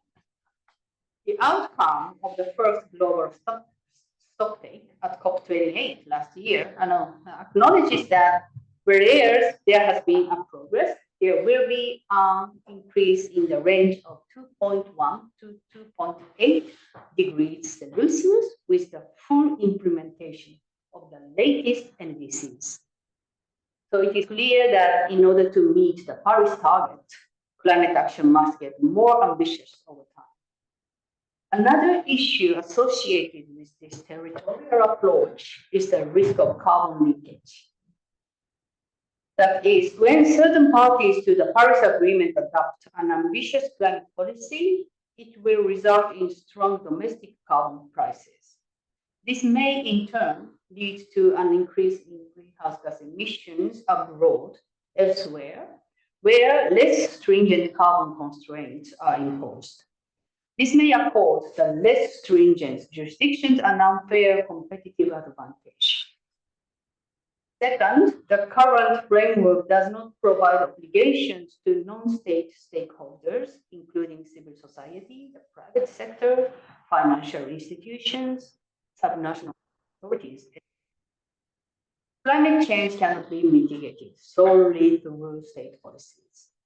The importance of an inclusive approach is clear, considering the significance of business decisions in climate change mitigation. It is crucial to further mobilize these actors.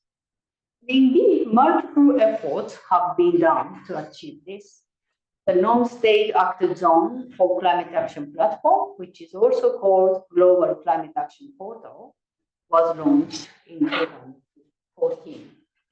The Marrakesh Partnership for Global Climate Action was launched at COP22. Despite these efforts, the fact remains that the international community has failed to formally recognize the commitment of private actors to the successful implementation of the Paris Agreement. With this background, states may indeed feel the need not only to adopt more stringent climate change measures at home, but also pressurize other states and non-state actors to do so. One way, for example, to avoid carbon leakage is to develop policy measures which circumvent the territorial system's boundaries by regulating the elements of the carbon footprint of originating abroad. The European Union has led the way in this direction. It has introduced several measures targeting the carbon footprint of goods and services consumed in the Union, but originating abroad, such as the inclusion of aviation activities in the emissions trading system. It also introduced a carbon border adjustment mechanism, CBAM, on imported products where food transitional period began in October last year. The CBAM's declared purpose is to reduce the risk of carbon leakage, which entails the anticipated increase in the price of EU emission allowances. Other jurisdictions are also considering the imposition of border carbon adjustments. Another possible method is to impose unilateral economic sanctions, major contributors to climate change. In 2021, a US senator and a congresswoman reintroduced the Targeting Environmental and Climate Recklessness Act. Provides, amongst other things, the authority to target any foreign person or company involved in activities that contribute to climate change by imposing economic sanctions. In the same year, 4 US senators sent a letter to the Secretary of State and Treasury Secretary in which they called on the Biden administration to adopt sanctions against government officials, individuals, and corporations linked to climate-related corruption and human rights violations. These proposals are to adopt targeted or smart sanctions against foreign individuals and private entities rather than imposing comprehensive sanctions against foreign states. So far, these proposals have neither gained support nor moved forward. However, given the existing ambition gap between NDCs and the Paris targets, economic sanctions may well resurface again as a way of mobilizing foreign individuals and companies. However, these economic measures may give rise to various issues in international law. First, insofar as a measure addresses the conduct outside the territory of the state or the union taking the measure, it may be qualified as extraterritorial and considered a violation of international law.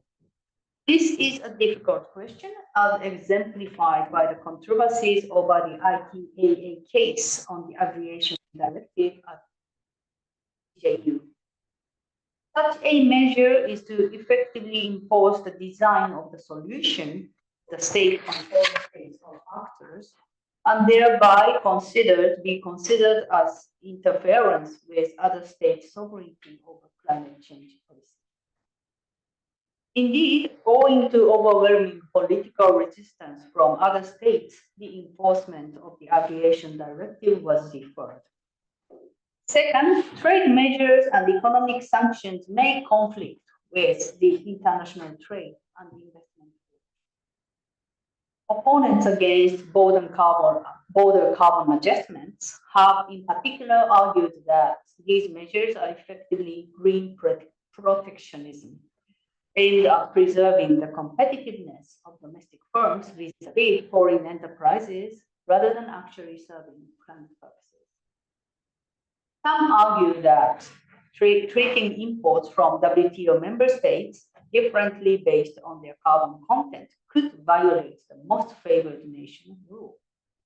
In particular, the CBAM has been criticized for being inconsistent with the CBDR-RC principle.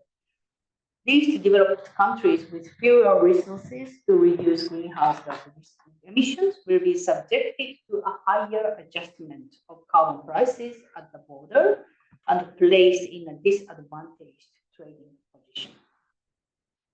Economic sanctions assume various forms, including asset freezes, cancellation of contracts and permits, expropriation of tangible and intangible assets, restrictions on the access to financial system, and limitation of transfer of. Their implications on foreign investment are obvious, and conflicts arise with investment protection obligations, such as provisions on expropriation without compensation, fair and equitable treatment, as well as free transfer of capital. Affected states and investors may thus bring disputes to the WTO panels or investment arbitration. In these cases, the panels and tribunals will face various legal issues, including the possible application of general exception clauses and the so-called chapeau requirements. With respect to the chapeau requirements that a measure must not be arbitrary or unjustifiable discrimination, appellate body of the WTO, the US Shrimp Compliance Dispute, identified the acting state negotiate and seek a multilateral solution prior to the implementation of a unilateral measure as a condition to meet this requirement. An approach that requires the best efforts to cooperate points in the direction of the future climate change mitigation measures that should be adopted. Unilateral measures should be, to my view, unilateral measures should be implemented in tandem with efforts to advance the cooperative process of addressing climate change and induce multilateral cooperation. It has been reported that the EU's aviation directive as a unilateral action was a decisive factor in influencing the International Civil Aviation Organization, which had been stagnant years, develop and adopt a carbon offsetting and reduction scheme for international aviation, CORSIA, global market-based measure scheme for international aviation. In conclusion, multilateral frameworks to tackle climate change has made progress, but remain insufficient to achieve the Paris target. Likewise, mobilizing private actors is crucial, and there are attempts in this direction. So throughout this lecture series, experts in the field will discuss a wide range of issues concerning the efforts to bridge the ambition gap, corporate climate responsibility, and the challenges the climate policy market faces, the climate policy making would face. I did enjoy panel one discussions, and I look forward to hearing more topics and more discussions from the thought leaders in the field in panel 2 and panel 3. Thank you very much.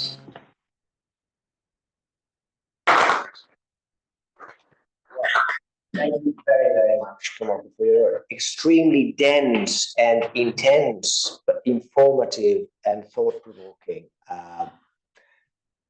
presentation. as a mediator, my task is very, very difficult, right?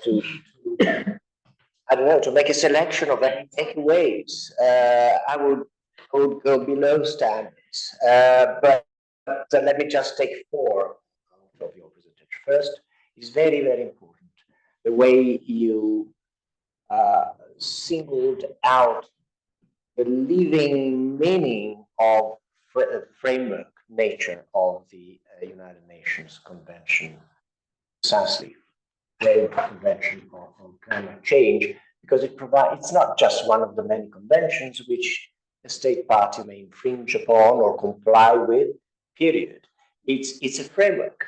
It's an institutional framework, it's a normative framework, and it sets the basis for an ongoing process, which is still actually ongoing. We have the Paris Agreement precisely within that framework, because the United Nations framework set up the COP, the Conference of the Parties, and you made it very clear how that was not just paying lip service to a scholarly legal institution. It's a living instrument. Second, the tension between provisions providing for judicial or arbitral dispute settlement, subservient to compliance review mechanisms. You highlighted the shortcomings, but basically we cannot, as I see it, underestimate the fact that there is an interstate dimension to problems of compliance, but you can hardly say that you ever have an interstate problem at the bilateral level, a problem that may be settled by judicial or arbitral assessment of state responsibility, where you can indicate the damaged party. There is a universal element there which calls for objective assessment, facilitation of compliance in the general interest. So some kind of a shift from state responsibility assessment to state accountability enhancement through reporting system and the rest of that. I appreciate very much the way you underlined that as much as hard and fast domestic lawyers would say that the Paris Agreement is just very weak and not really serious law, that domestic judiciary is taking the Paris Agreement as an authoritative instrument, setting out standards that can be applied by domestic judiciary. And I think that this can become a source of inspiration also in other forms of litigation, including investor-state litigation. And lastly, I appreciated the intellectual earnest through which you emphasized the tension between the tendency to protect universal environmental interests by states adopting issues having naturally transboundary relevance by extraterritorial measures, as if states are allowed to engage extraterritorial jurisdiction or to reach out unilateral sanctions, unilateral measures, precisely based on the universal interest. But interestingly, this argument, the protection of universal values, may become a tool for enhancing unilateralism and nationalism. And the way you very wisely suggested the way forward by way of balancing unilateral national trends with general interest in associating unilateral measures with cooperation is. So thank you very much, and I think we can on that very very happy premise that you set out for us. We can resume discussion. We have very many hot issues on the table. So the floor is open for those who are with us only virtually. You know that on Zoom you can unmute yourself, push a button somewhere on the screen, and ask for the floor. But I see my distinguished colleague from Cambridge. You have the floor. Thanks, Mauro. I want to ask Ludovica a question about private actors in climate change, which draws also on what we just heard in the presentation just now. And the human rights due diligence framework, which of course extends a little bit to environmental harms, I find quite a fascinating piece.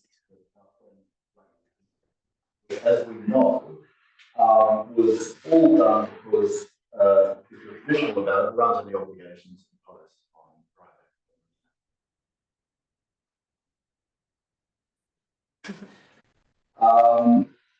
But what that requires is that you identify some sort of harms, and those harms are a sort of proxy for what you're really getting at, which is international law-defined harm or breach of international law obligations, human rights, and environmental harms in particular. And of course, those harms, as they appear in the due diligence frameworks, are extremely badly defined. They're not defined at all. And why? Because they're not attached to any law, they're just made up. And so the only way that you can give them some force is by creating them sui generis in legislation. That's the harm, right? That's the damage. With that as a background, and drawing on what we just heard, where states themselves unwilling any longer to accept concrete climate change obligations, and I took a note from the Bruce article, Paris lacks specificity, justiciability, and enforceability, and that's at the state level. How is this ever going to work when it comes to companies? And I wasn't aware of the obligation principles that apply to enterprise, which is very interesting, but they are hooked to something that seems fictitious, which is commitments to reduce climate change or at the state level by a certain percentage, which seems a bit doesn't exist. So those are a second order fiction. So it might work to say with a due diligence framework that private actors shouldn't harm people in some yet to be determined way, or shouldn't harm the environment, which of course there's plenty of analogies to work out what goes on there.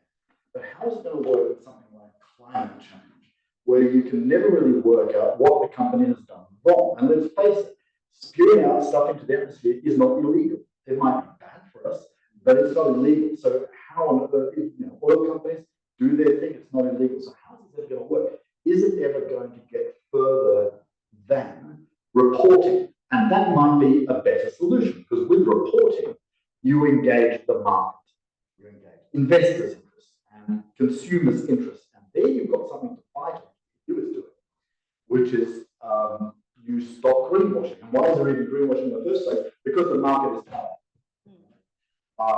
And maybe you do some sort of overarching framework to give that some bite to nudge companies in the right direction. But ultimately, the most you can do is to stop companies from lying about what they're doing, make their reporting true. But I'm not sure that you can get any further than that, and it may be significant that none of the due diligence frameworks that you refer to, as far as I know, really not about climate. My question is to you then, is that ever going to happen, or is that just an impossibility? While you put yourself together and take a breath from this very dense question, let me, for the sake of recording, apologies for not mentioning your name, is Professor Lauren Bartham, who put the question. I'm afraid, Ludovica, now it's your turn. Better have the floor.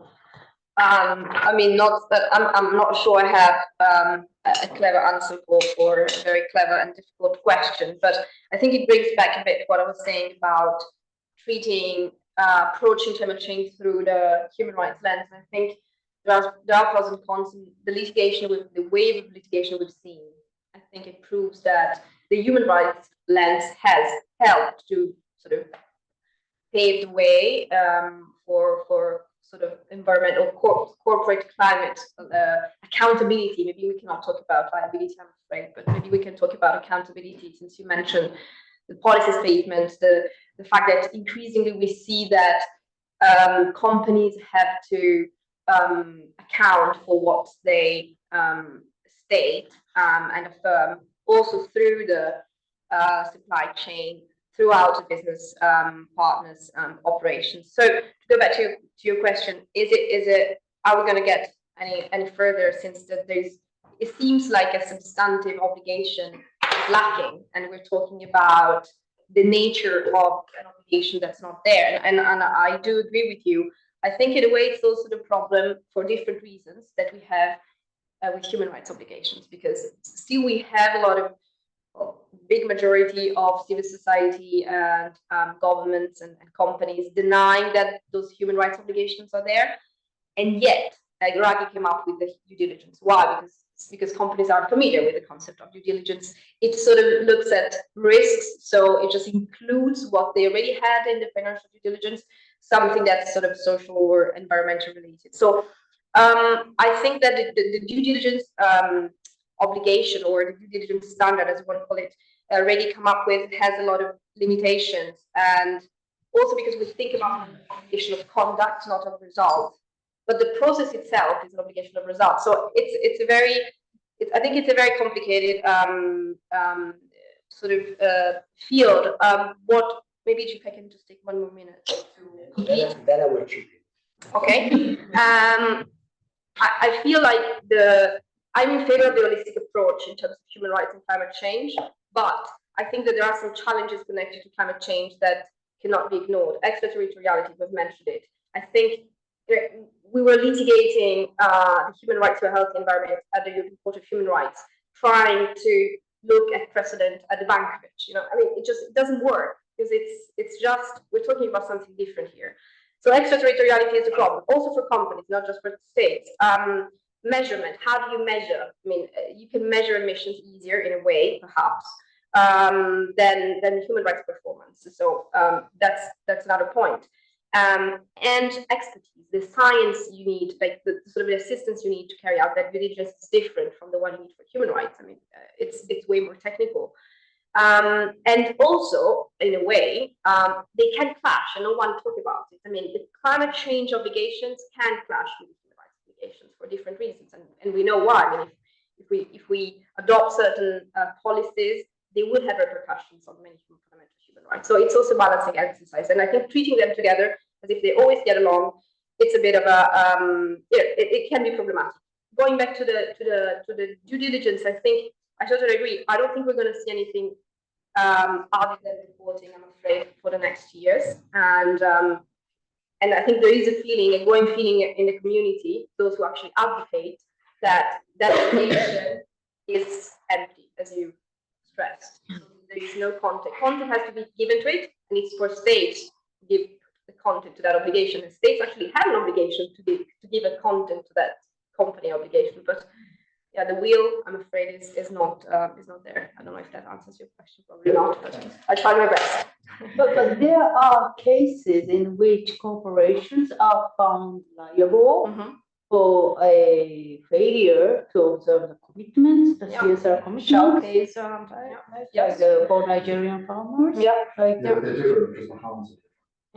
Yeah, but like there are the, you know, like the source specific, the link, causal link between the source specific emissions and climate change has been recognized in certain jurisdictions, like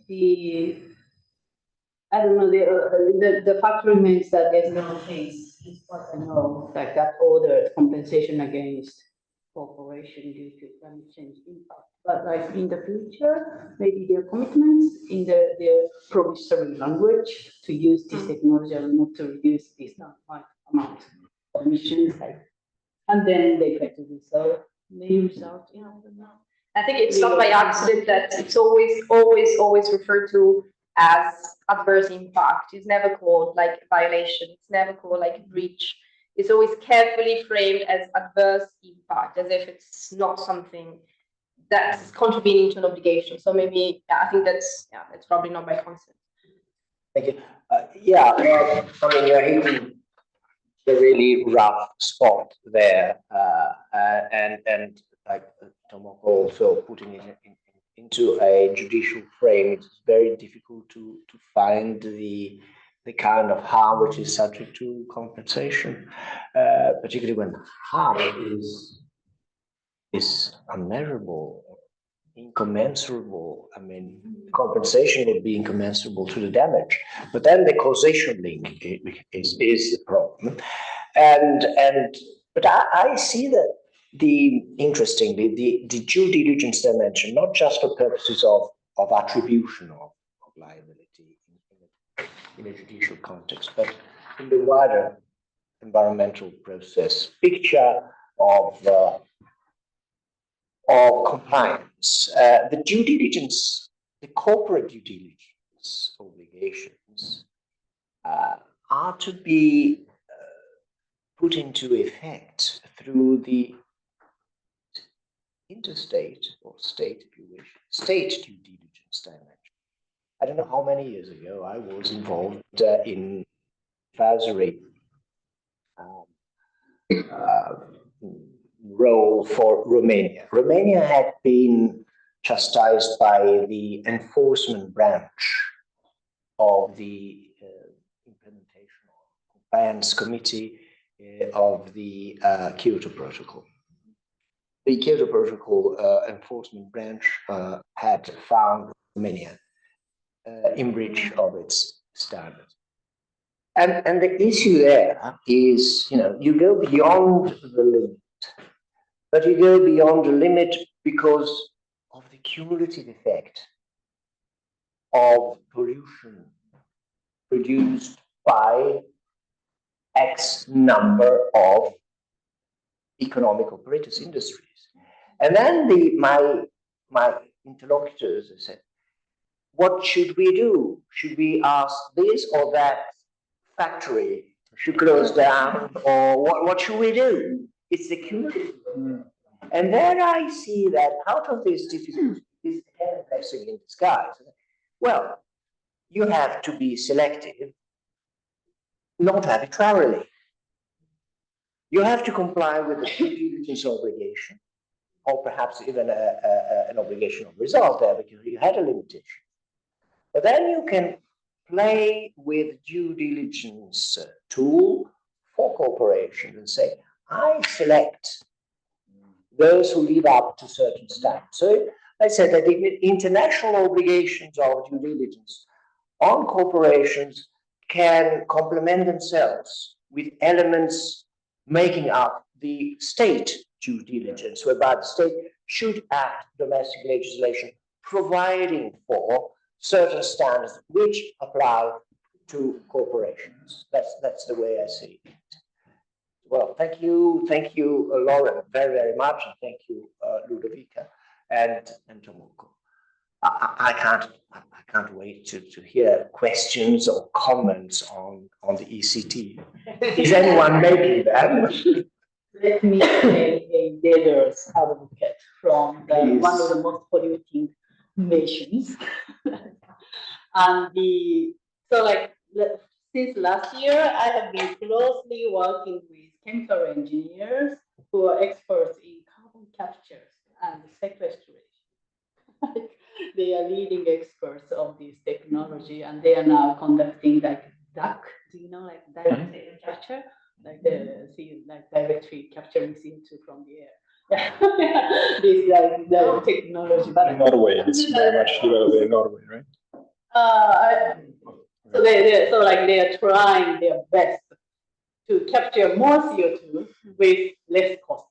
So, and I wonder, would it be an option to include abated fossil fuel investments associated with CCS technology, insofar as it captures, for example, 93% of CO2 because it's like really unrealistic for African countries, for example, or Latin American countries to phase out of fossil fuels. And the killing the ECT or killing fossil fuels, like excluding fossil fuels from the scope of the ECT project, might kill investment in these carbon capture. This is the so like insofar as like like Attila said, like renewable energies, killing the ECT is to kill investment in renewable energy sector, right? But likewise, it can kill, like excluding fossil fuels, can kill investment in these abating technologies. I obviously take time with these CCS experts, but I just wonder, is it the only option to exclude fossils or like to find a balance? like abated fossil fuels can survive? Please. This is exactly. Thank you very much for a very good point. Problem, especially for European Union. Is it better a withdrawal from the treaty, or is it better to remain with the new version of the treaty? Because, in my opinion, the process of modernization failed to meet the original goals, that is the achievement of sustainable development goals and of the Paris Agreement's commitments. But however, some innovative clauses have been introduced, really. We have now in the new text a bigger attention towards the climate change phenomenon, and also towards the possibility to phase out protection for fossil fuels. This is only a possibility for the old investments in a period of 10 years. At the moment, the period is of 20 years. And also there is a flexibility mechanism for a disposal of the states if they don't want to guarantee the protection to foreign investments in fossil fuels sources. So there could be a better application of the treaty in compliance with the environmental obligations. So in this case, probably, also in my opinion, really, it would be better to keep a modified treaty. And I underlined before that with the withdrawal of the European Union, it could be possible, operative and political vacuum, because however, the European Union has a very strong action in the protection of the environment and in this strategy against climate change. So it has a leading role in this sector. But there is another problem. We don't have in the new text new commitments in the international regime concerning climate change. In other words, the states simply restated the previous commitments, and furthermore, there isn't any clause concerning mechanism for international cooperation. You know that Latin American countries and African countries expressed their intention to enter into the treaty. So it could be a problem. Thank you very much. Tibisay? Follow-up question on this. So in the event that the European Union withdraws, as you said, there will be the big hurdle that unless there is an interstate agreement, also with countries that, in a way remain contracting parties to the ECT, there is the sunset clause kicking in. And so those foreign investors could still sue the states, the member states. For 20 years. So in that respect, wouldn't it make more sense for the modernized version of the treaty to be, to pass, Exactly. So that even in the event that the European Union and its member states withdraw, is the modernized version that still, that applies. Exactly. And the carve-out. This you were could be mentioning. this could be a solution, probably the best solution. It is to accept the new version and then eventually to withdraw from the new version. Yes, I know. It's obviously no, It takes contradiction. it's really, Diabolical. it's really. I would be really upset then. Because there are some clauses which give a better framework for the environment. Yes, Especially the carve-out. exactly, especially the carve-out that was introduced later in a second moment, not initially. Can I ask a question maybe to everyone in the room? I've been dealing lately a lot with intervention and briefs of the European Commission as amicus curiae, and well, very motivated to intervene when it comes to the relationship between EU law and investment law. And like something that came to my mind is like this proactivity when it comes to the relationship between the two systems has been certainly there. Why, in your opinion, the European Commission has not been so active in trying to intervene as a non-disputing party for environmental purposes, for example? In the Recopper case, it would have certainly been beneficial, for example, to have someone intervening and trying to point out that there are certain environmental obligations that lead the state to adopt certain measures. I would abstain from making a comment myself, but I think that your question indicates already substance of what would be a question. Why is the European Union trying to intervene as amicus curiae, third party?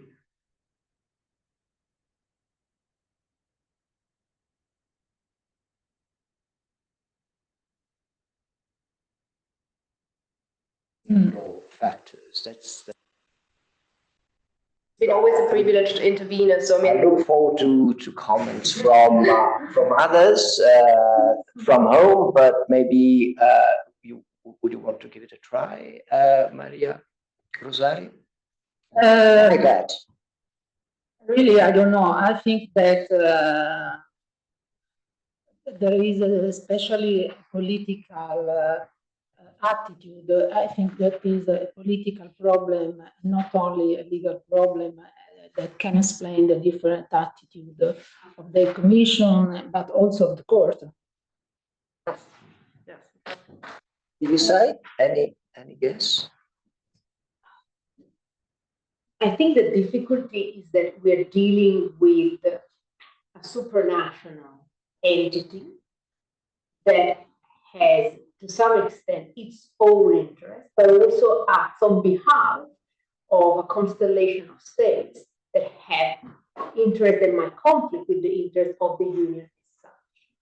So to some extent, intervening on substantive questions may actually upset some of the states that prefer the Commission or the European Union intervening on strictly procedural questions where it looks more as if it's not really getting into the heart of some issues that are controversial. However, one thing that I think should be said about the Energy Charter Treaty that states like Italy and Spain, they were hit by so many litigation. It was not about oil and gas, it was about renewable. Rosaria is an example that has been, in my view, a bit distorted, because it's an example of an oil and gas concession, but which was withdrawn because of public pressure and because of environmental purposes, not directly climate change commitments. The real cases where you could argue there was a climate change policy at RWE, or the other one was called, the other one in the Netherlands, Uniper. So those are the cases where really you could argue, phasing out coal or saying they use, one was also actually two about coal, one about nuclear, so it's a bit different, but my Vattenfall. Yeah, Vattenfall, exactly. but my point is that I'm not sure that actually we're doing the right thing by just saying that the ECT is per se protecting, overprotective fossil fuel investment when most of the litigation is about. That is the point I made at the beginning. Exactly, very, very key. So there too, for the European Union to start saying, well, let's get involved in the substance because we have adopted the Green Deal, because we have a collective policy, because of this, because of that. But then in reality, every state from an energy security point of view, it's acting in its own independent way. Look at Germany phasing out for nuclear power plants, and during the energy crisis, reopening coal power plants. This goes against any policy of the union. So I think the union is just staying out of it because it's not convenient to actually get involved in this. But I might be. No, that's a very good point, I think. Eugenio? I think it's a very interesting one because, I mean, coming from, let's say, the investors, or let's say the industry operators, let's say, perspective, I mean, Ludovica made a very good point. I mean, Germany said, I mean, you need to be more consistent. I mean, they want consistency from the private sectors, while I think the other way around, I mean, the hubs and the countries are not acting consistently. And actually, they are competing each other because at the end of the day, it's a question of attracting more investments in one country rather than another. Yeah. And of course, I mean, Spain, Portugal, Italy, Greece, France, actually, they are competing. So the question is that probably the European Union, rather than, let's say, working on the procedural point, I mean, should go to the heart of the difficult points. I mean, and providing a view which might lead them into a more consistency, I mean, policy makers approach, I mean, to the energy market, especially for renewables. Because, I mean, nowadays, I mean, I was mentioning that we're advising many offshore wind farms operators, I mean, working in Italy, and I mean, the market at the European level really look totally different, one from the other. Thank you very much. Your standpoint is important. Laurel Butler.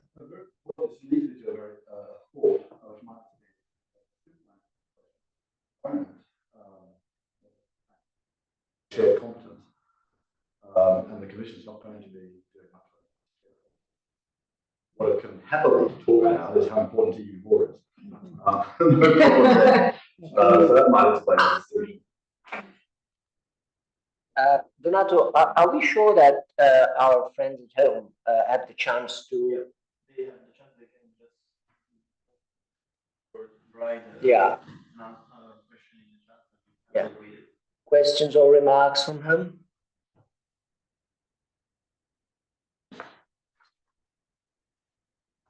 There are none. From the public. From the public, yes. Public. Giorgio? Observation. Yes, please. Tomoko said that the green protection is the criticism against CBM as being unilateral, but there was recently, and I think you observe an interesting journalistically saying that it starts having an effect on other countries. If other countries are considering, even the United States, to adopt similar schemes to avoid carbon leakage or other similar phenomena. There was also reason that so many countries come to Brussels to the Commission to ask for advice how to make these schemes, or how to adapt their own laws in order not to be hit by the scheme. Yeah. And the piece said the Commission has not enough experts to advise, and probably the law firms and other advisors. There is a new market because they are encouraged to apply. So there may be a boule de neige positive effect of measures. Since, of course, another hand to make international agreements and those who push more on the evolution of the standards, let's say.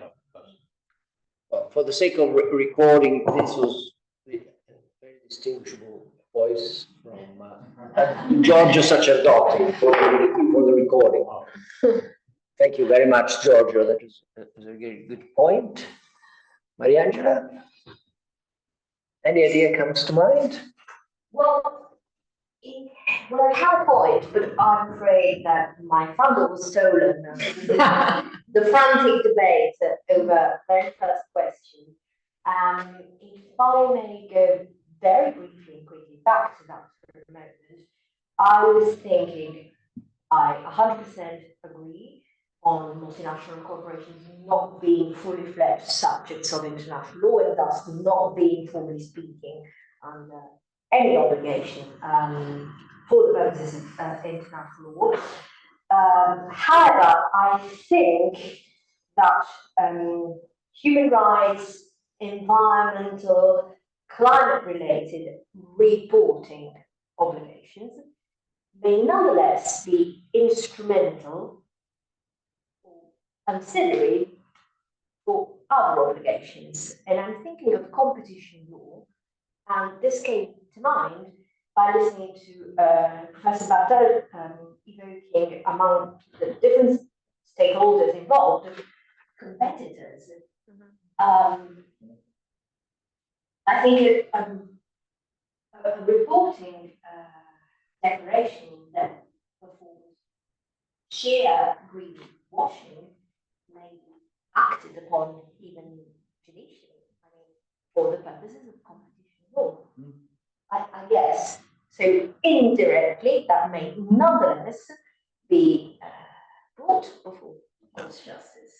Yeah, that's a very good point. I fully share with that approach. Certainly, it will apply easily within the European competition law, but also we don't want to be Eurocentric. But there is competition at the domestic level, wherever the state in question is placed, applying international standards. Well, I can see that Also applying a competitor usually pissed, if I may, by another competitor being more successful due to an unreliable greenwashing. Yeah. It's called environmental dumping, isn't it? Yeah. Well, thank you very much, Mariangela. If there are no other requests for the floor, I would like to thank everyone again and to mention the other organizers, the Secretary General of the Italian branch of the ILA, Professor Alberto Malatesta, Mariangela yourself, and Avvocato Chiara Tondini, with the support from Eugenio Tranchino from Watson, Farrell and Williams, and Donato is, well, it's coming in the middle of the story, and he already showed that he's extremely helpful, but he was not one of the mastermind is, but he will somehow benefit from this, and Donato is our right, is going to succeed Mariangela, and thank you, Mariangela, for what you've been doing and paving the way and showing the way to Donato, together with Chiara Tondini. Well, finally, we are benefiting from Donato's support and input and contribution. So thank you very much.